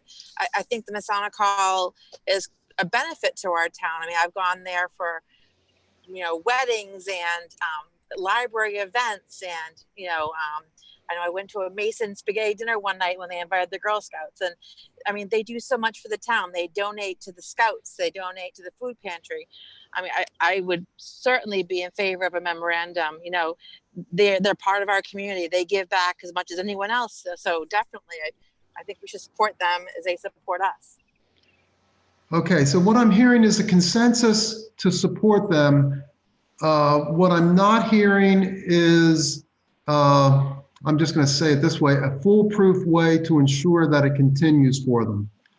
And so I'm going to ask for a motion to authorize the town to investigate what the options are for conferring basically ongoing, uninterrupted tax exempt status, as opposed to, Matt, like you said, a memo of understanding. That sort of lays things out and would explain it to future select boards, but it wouldn't necessarily stop the select board from changing it, a future select board from changing it. That all said, Hal, what if we did a memo of understanding that had like 100-year expiration date or something? I mean, that way it would be, I don't know. That's what I was just gonna say. Can we put like a 100-year lease on it? Not like a lease, but yeah, we give another 100 years, so let's do another, Yeah, and then maybe we're using the right terms or maybe we're not. What I'm asking is the authorization for the board to investigate and determine what the right approach is so that we do it correctly and we don't leave them with potentially a future problem. I'd like to see us make sure we know exactly how to do this the right way. So it's going to probably involve, for example, some land use time. It might involve a little bit of legal time, but I'd like a motion for us to expend some of that effort to do so. Do I have a motion to that effect? Tim? Okay. Nope. Catherine, I'll make the motion in a minute. Catherine got something to say. It's up to you. No, I'll wait for a minute. Catherine? Oh, sorry. I just wanted to weigh in here because this is something that I've run into I'm a treasurer for a not-for-profit board, and we file a form with our town every year to receive tax exempt status. It's BTLA form A9, and that just gets submitted to the assessor's office on an annual basis, and then it gets approved at the next selectmen's meeting. So just to save you the trouble from going to legal for an opinion on that, that's an avenue that can be explored. Oh, we understand that point, Catherine. The problem is for Dennis is that a year after they build the facility, if We all get voted out, somebody else. we all get voted out and somebody, the new select board says, no, now we're going to tax them. They might have changed their mind if they had known that was going to happen and not build. That's what they're trying to protect against. That's the issue. And if you look at the court ruling, well, I didn't send it to you, so you can't look at it, sorry. But basically the court ruling said that Milford was correct, even though a group there, a fraternal group there, was not paying taxes for years. The select board that particular year decided not to give them tax exempt status. Boom, done. And Dennis is saying that that would not be so good for them. And I can understand that because, if they go into it thinking that they aren't paying taxes and end up having to pay taxes, that could lead to their organization collapsing, and he has to protect against that. Matt. So I just want to, let me preempt this by saying how supportive I am of making this work, right? But there's part of me that's nervous about putting in too many safeguards against changes in the future, right? So if the system we have doesn't have the ability to change, then if there's no carrot, there's no stick to the organization maintaining those relationships, that good relationship between the municipality and the organization. Does that make sense? It does. So I understand Dennis's concern wholeheartedly in that we don't want to have, it's the sword of Damocles dangling over the entire organization, not knowing whether we're going to change our minds about their tax status next year. But if we go too far down the road, we've given up the opportunity to circle back around if circumstances change and maybe the organization isn't holding up their end of the bargain. If they're consistently saying, no, you can't use the space, no, you can't hold your event, or they, change their membership turns over and all of a sudden they're, terrible people doing terrible things, right? I don't see that happening. I know a lot of the guys in the organization, but I just want to make sure we don't go too far. I'm going to cut you off only because you're now doing what I'm asking the motion to do. You're trying to sort through the options and understand what's available and what might be the approaches. I'm asking for a motion to do that, so we do it outside the meeting and don't chew up our meeting time. Got it. So all good ideas, all good points. And, if you want to be on that committee, we can put you on that committee. I'm happy to be. Okay. So how about we do this? Do I have a motion to have a subcommittee to investigate the options and come back with recommendations? And that subcommittee would consist of 2 board members and Dennis. Does that make sense? So moved. Okay, we I'm have happy if Matt wants. I'm busy with other committees and work. If Matt can handle that, I'm happy with that. If that's up to him, or you want 2 people, Hal. Well, Beth made the motion to form the committee with 2 members and Dennis. So let's vote on that first, and then we can discuss who should be on that committee. So, discussion on forming the subcommittee.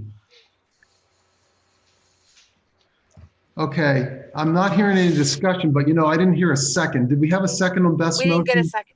I'll second it. We didn't get a second. Tim Okay. seconded it. Is there any further discussion? I would just like to probably expedite this committee if any possible, because I don't know if you guys have plans maybe to get something started before cold weather season. That's only, I hate to say it. So I'd like to see this process get going and see concrete in the ground over the next month or 2 so they can get something, winterized. And I know Dennis is thinking the same thing. So yeah. Okay, well, that can be part of the consideration, but let's just make that contingent on the motion passing. So further discussion on forming that committee. Okay, then we're voting on the formation of a subcommittee to come back to the full board with recommendations. The subcommittee will consist of 2 board members and Dennis. Tim, how do you vote? yes. Jim, how do you vote? Yes. Matt, Yes. Beth. Oops. Beth, it was your motion. I'm hoping you're voting yes. Oh, she got it. Yes, yes. Okay, thank you. And I also vote yes. So now, Matt said he's interested. Is anybody else interested in being on that committee? I'll tell you, if nobody else is, I'll tell you, this is of interest to me. So I would like to join that I'm back. committee. I'm back. Yes. Oh, Beth, do you want to be on it? No. I lost all my bars for a minute. I was like, my iPad's going in circles right now, trying to get service again. No, I think Okay, she well- volunteered for that committee. Yeah, I was just going to say, why you put you on the committee? I lost you again. What? No, seriously, are you interested, or do you mind if I, well, first off, yeah. I actually missed like a whole minute of you talking. I really lost you. So. Okay, so we approved that there's going to be a subcommittee. Tim said, let's move along on this.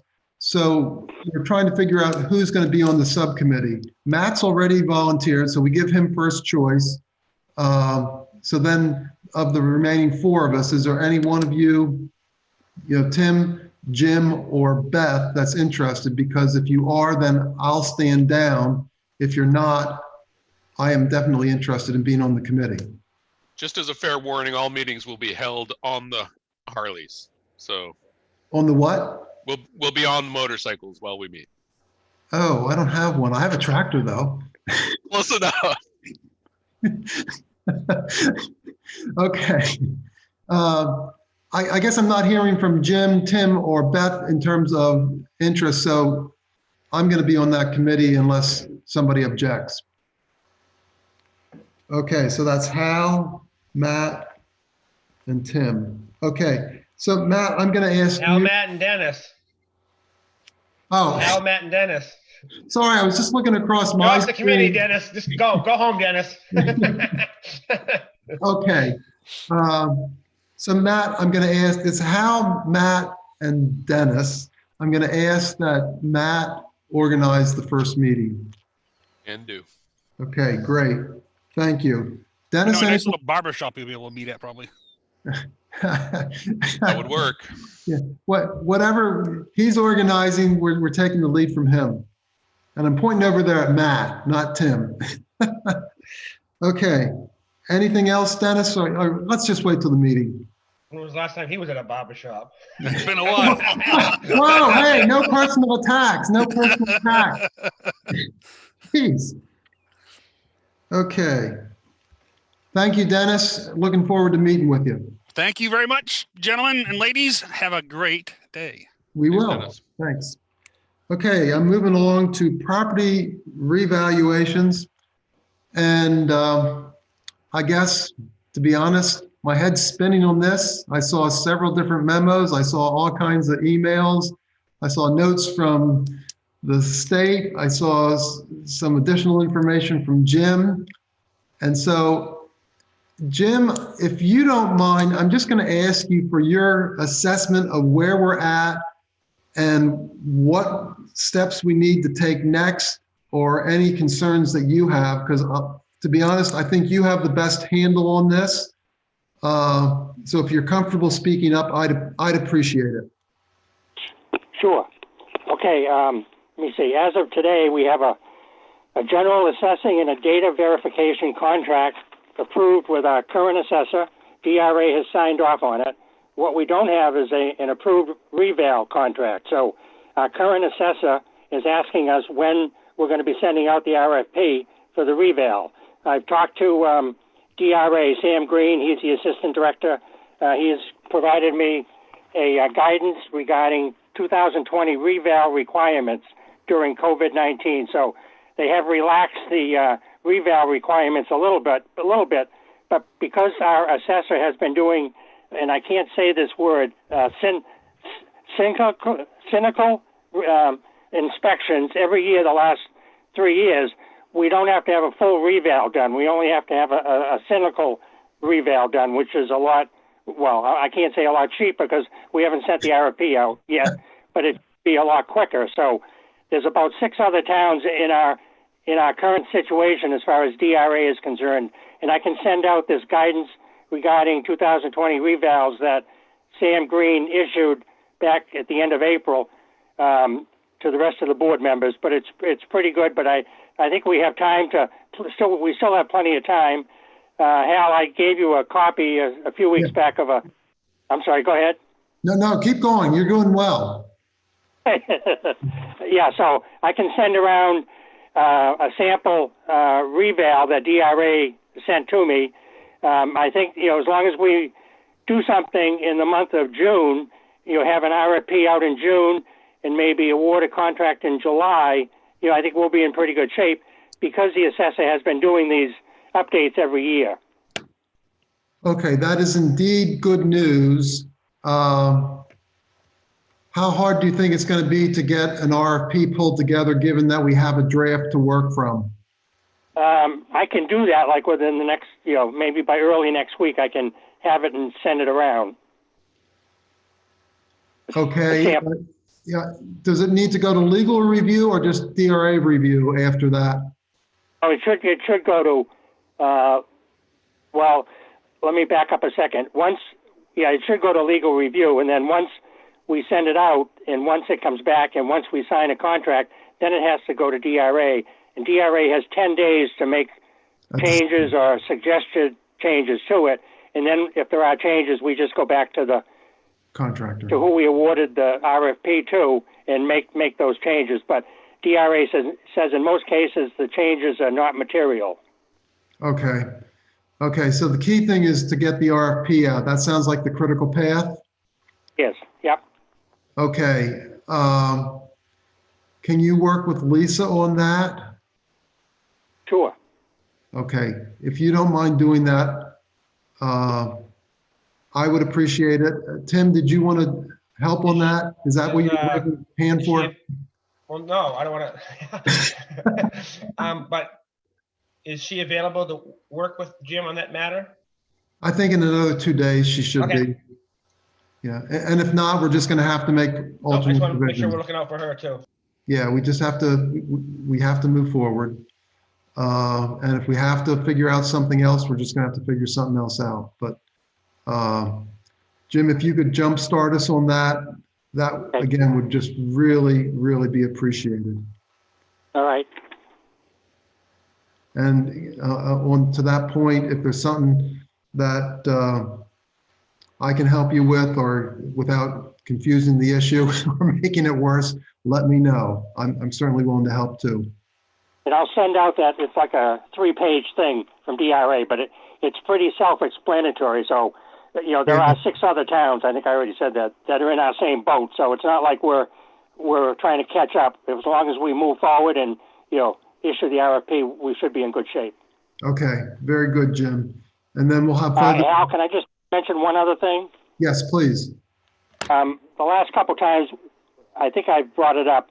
I didn't this time, but on the consent calendar, there's a 2020 PO, and it's for either 40 or 44,000, and it's for assessing. So there's about 38,000 left in it. So that money, I think, has already been obligated, although we don't have a valid reval contract. So those funds could be reassigned to whoever is the successful bidder.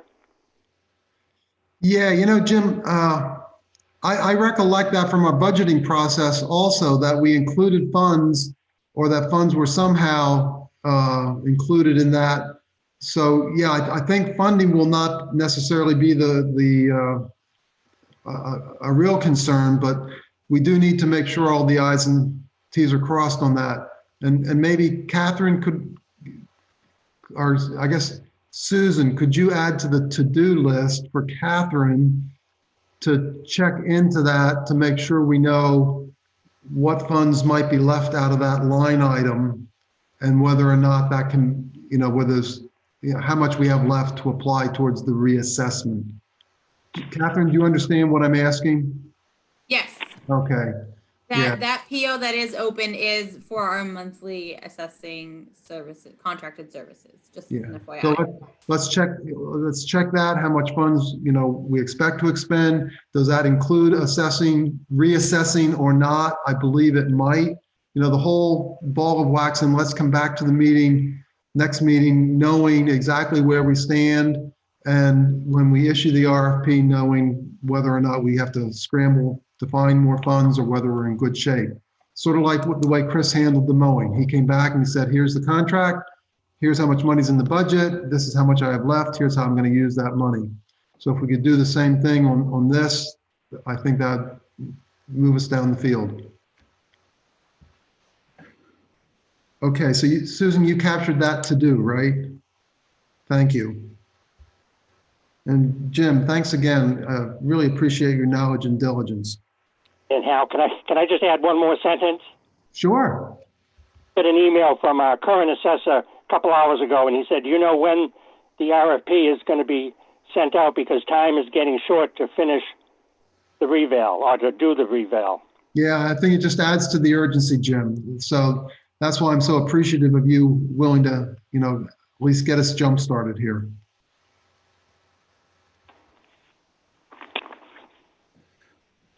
Okay, any further discussion on that?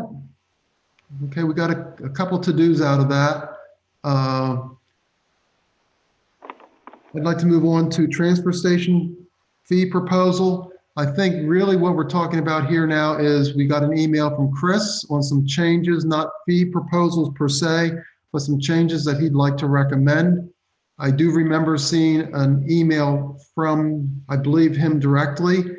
So I'm going to let him speak to that, and then we'll take it from there. While he's speaking to that, I'm just going to tell you, I'm going to step away and get a drink of water, quote, and I'll be back. But Chris, please take it from here.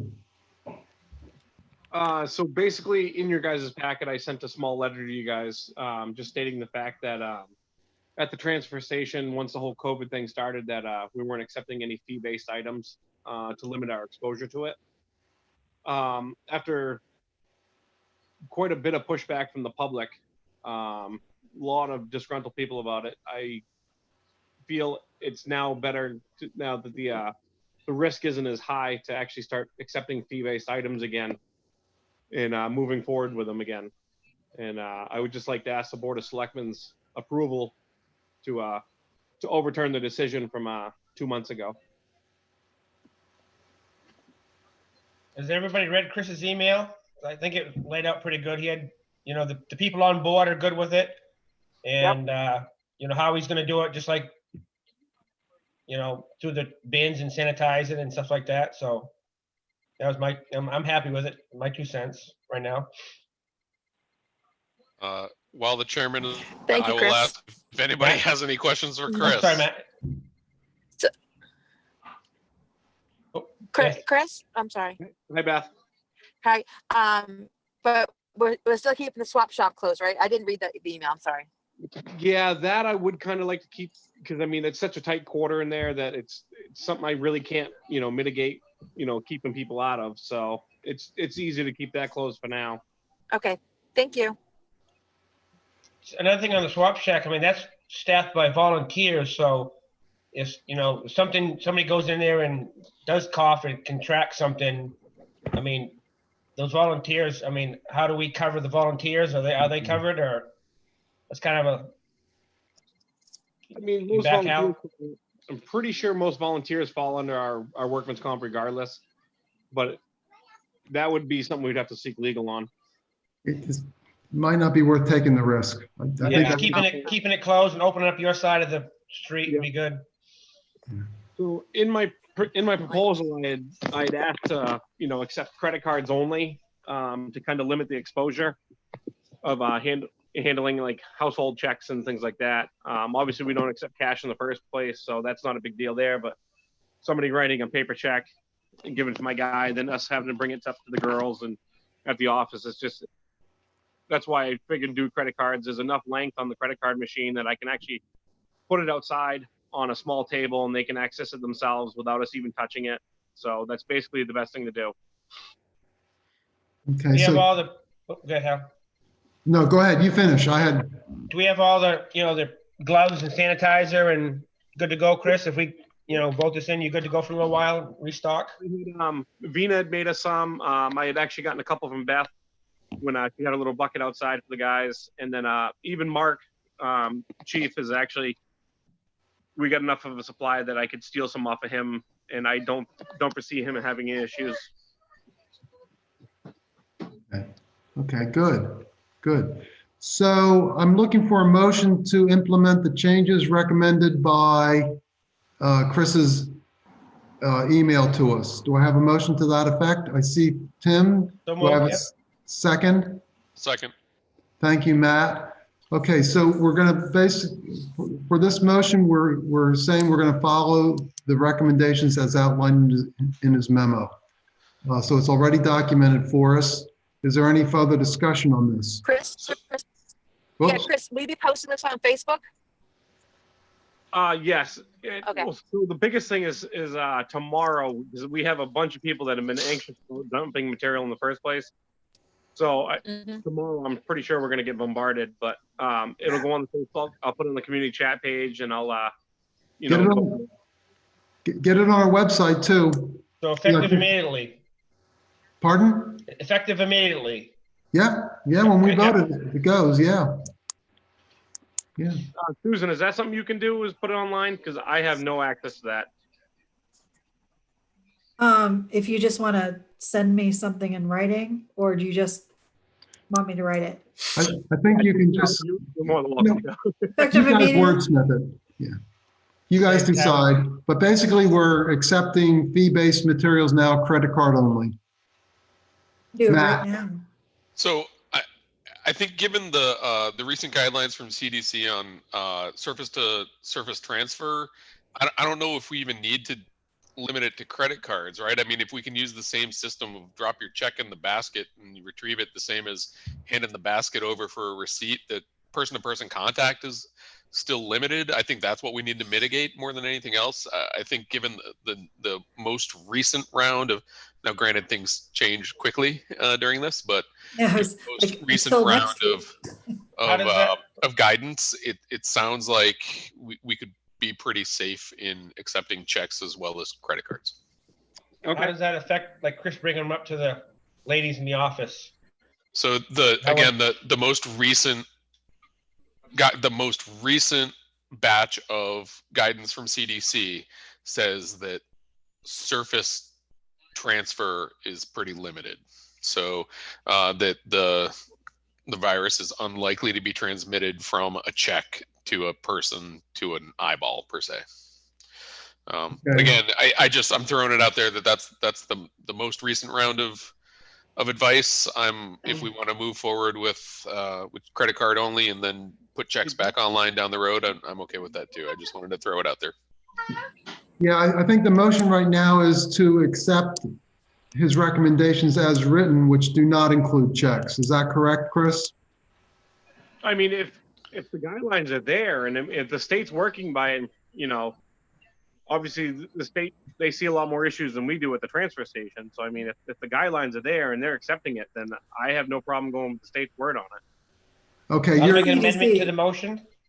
Yeah, let me just ask a question. So Chris, the only reason you did not include checks was because you were concerned that that wasn't per the state guidelines, or that we could do it safely. I wasn't aware of it, and I haven't had a chance to look at the state guidelines as of today. Okay. So. Okay, I just wanted to make sure that we weren't forcing something on you that you had a hard stand on, that's all. Nope. Okay, so Tim, do you want to amend it? I'll amend my motion to credit card and checks only. Well, we don't accept cash anyway, you said, so. Yeah.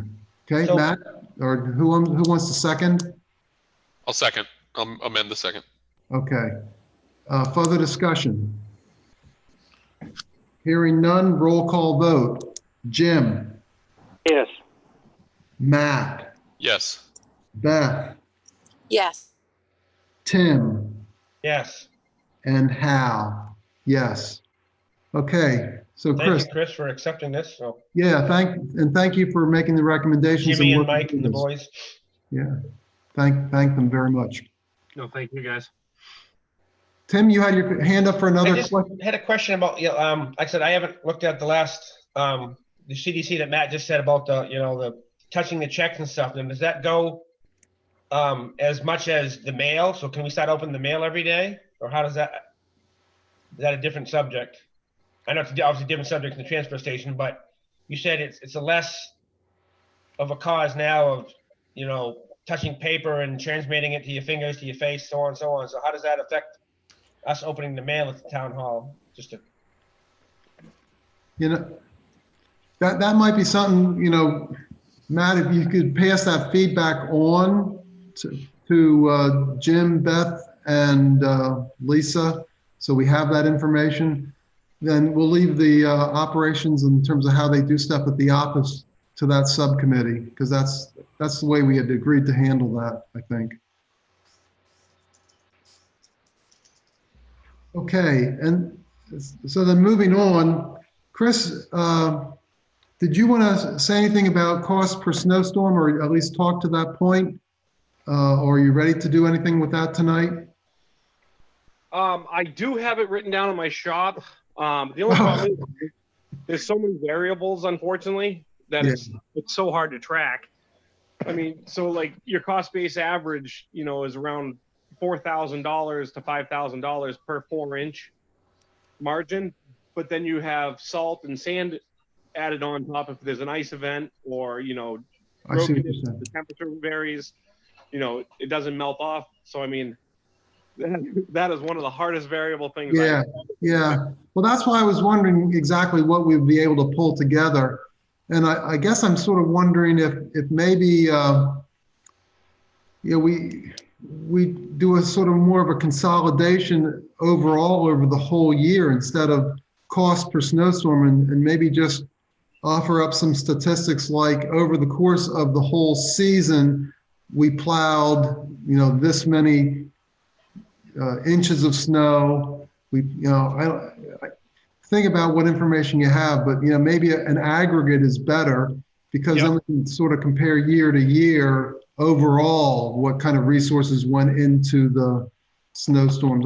I think really the point of this is we're trying to get a handle on this so we can understand, how to evaluate, how the year's going, plus, think about how we're going to budget for the next year. So come up with some parameters, and if by snowstorm isn't the right thing that we should be looking at, just keep in mind that what we're trying to do is figure out how to best allocate and, get the right amount of money for the town resources, and come back with some recommendations, some information, and then some recommendations as to how we do that. I think that would be the best way. And then when we get into budgeting season, then we can start applying some of that. Okay. Are you comfortable with that? Yeah, no, that would be a lot easier for me. Okay, so let's try that, because I can sympathize with the issue. Okay, thank you. Okay, I'm moving on to committee reports. On the committee member postings, I do remember talking or seeing an email saying basically we did post and did not get any additional people interested in any of the committees. And so I'm going to ask, on really all the committees, if we don't have whatever the board reps feel is sufficient, let us know, and we can all help try to recruit folks.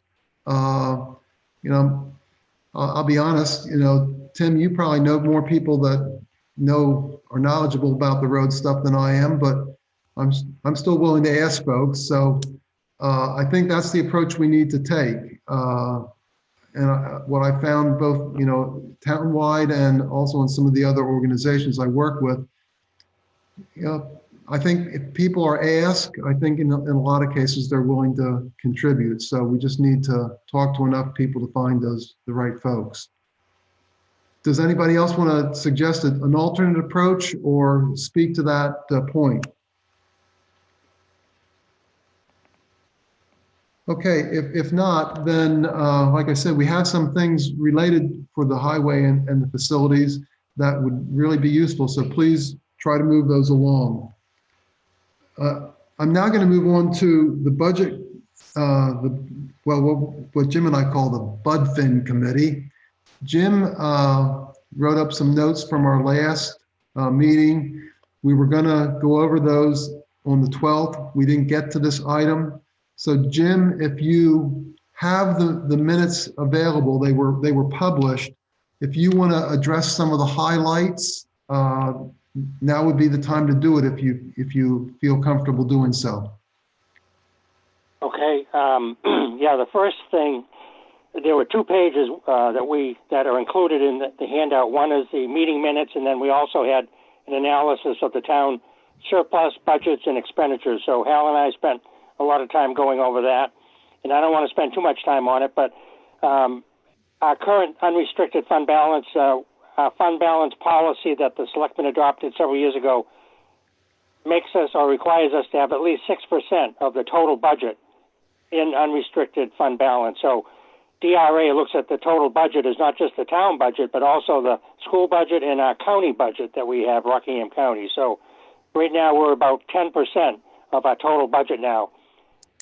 We have an unrestricted fund balance. So we have about, just looking at my notes here, we've got. Yeah, I was just going to grab them too, Jim. Gosh darn it. Like, I don't want to get into like numbers and stuff like that, but at the current time, at the current situation, not knowing what COVID-19 is going to cost us, not knowing what's going to be reimbursed from FEMA or from the state, I think as Hal's comment was, if I can find it, we have the room to maneuver, we have the room to react, yes, and we have the time to request a tax anticipation note over the summer or fall months if the situation warrants it. So right now, we feel as though we're in good shape. The selectmen did not use any funds, unrestricted funds last year to reduce the tax rate. So that has left us a little bit higher cushion that the town would normally have in their fund balance. Yeah, that's exactly what I was referring to, Jim. It's the page that says on the top of it, analysis of fund surplus, budgets and expenditures by Jim Hadley on 5/5. And that talks about that. And yeah, we had a very good discussion on that, and my comfort level went up quite a bit. So our recommendation to the select board is to sit pat and let's see what happens in terms of tax receipts. As Jim said, there's a lot of unemployment out there. The flip side of that is for those that are unemployed, they are getting a $600 a week federal bonus or federally funded bonus. So people may still have a reasonable capability to pay their taxes. Maybe they won't, we'll have to see. But I think we do have time to react, and we'll start to see how this flows over the next several weeks. I think we just need to keep our eyes on it. So Jim and I will do that. Jim, was there any other items that you wanted to highlight while we have the full board here? Well, on the same topic, I got my tax bill today, so I want to thank Savannah and Marissa for the work over the weekend to get the tax bills out. Well, thanks to all the folks that will be able to pay. We need to pay the bills. So not many people say thanks for my tax bill. So, okay. Hal, all I have is the only other thing is on the default budget. That's something we talked about, and Lisa had sent around, I think, a copy of the default budget. So we still need to, sit down and maybe talk to the department heads or whatever, and look at the default budget a little bit closer to see which departments have budgets either too high or too low, and readjust it maybe in June or July. I think we need to do that. I see Catherine nodding her head. Maybe we need to include her and get some of her input. And I agree with the timing 100%. it's mid-year. If we're going to make some adjustments, we can't wait till December. So how about you pick a time, let me know, and we'll get together, and I think on this one, we better coordinate with Catherine though. So if there's a day you don't have to travel into Boston, let's try to do it on one of those days if we could, please. Okay, and then also, if we schedule it on the Monday that Catherine doesn't have payroll and stuff, then she could maybe sit in on it too. I like that timing. So Catherine, let's do it this way. Why don't you let us know which Monday, which is the next Monday that you're available. Send us a note tomorrow and let us know, and then we'll try to get together. Because we need to do this. Okay, thank you, Catherine. I see Finn there. Is he's getting enough to eat? Yeah. That's great. Okay, Sweet potatoes tonight. Yeah. Okay, I just have one other item that I'd like to bring up for the full board, and that's I'd like to encourage the calendar committee to get together. I think, you know, having an overall annual calendar is going to be very helpful. I would just like to say, before you know it, we're going to be in the budgeting season, and I think we need to get, at the very minimum, an overall plan for what things are due when, and, you know, work backwards from due dates and things like that, so that we have a clear idea as to what needs to be ready, what needs to be approved, and the timelines. Along those lines, I believe in the past when I was on the budget committee, we had sort of like a schedule. Maybe we can dig up some of those and, you know, take a look at some of those for some guidance or get input from some others. But please, it's going to be here before we know it. And so if you would please start working on that schedule for us, especially as it relates to the budget. I'm now looking at town department reports. We had a couple. I thank the folks for submitting those. And I also have here the office work schedule. I'm assuming that we're still maintaining the schedule that we had last week. Is there any changes to that I should know about or the board should know about? If not, that's fine. Okay. If there's no other items, then I think we're going to move into non-public. So here's how I'd like to play it. I'd like to have the vote to go into non-public. We'll then take a 5-minute break, join the non-public meeting, which Matt sent out the invitation. We'll go over the non-public items, and then Susan, I will report back to you on the vote to come out of non-public, and if we decide to seal the minutes or not. Okay. So put that on my to-do list, if you would, please. So, Tim, you have a question? Yes, just a couple of concerns that Catherine sent out to us. I would like to invite her into non-public to discuss some of them, or I've talked to her a couple times this evening to, if she doesn't, you know, if you don't want her to come in, I can bring up some points. But she sent us all an email. I think we need to look at that and discuss that. She said she's available to stick around if we agree to do that. Okay, it's not my decision, it's the board's decision.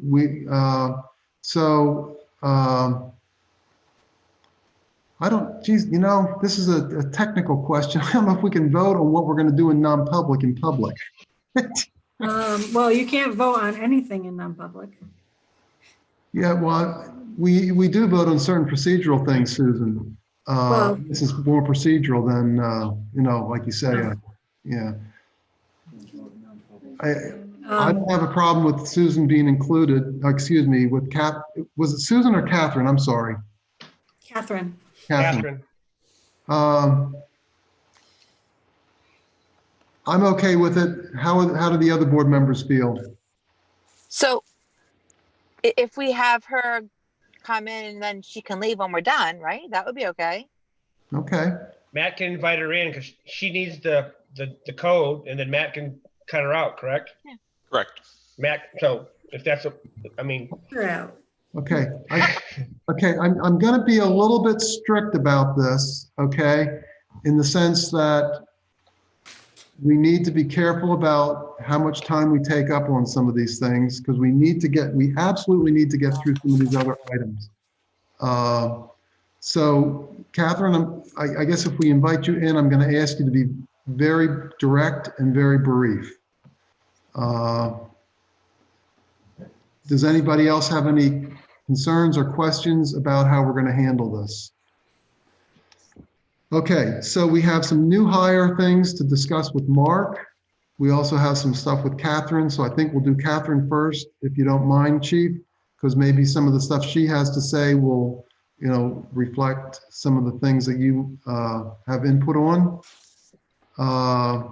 And then we'll get into the other items that I have on the agenda that I sent out. So at this point, I'm looking for a motion. Oops, Beth, go ahead. So I just pulled in home.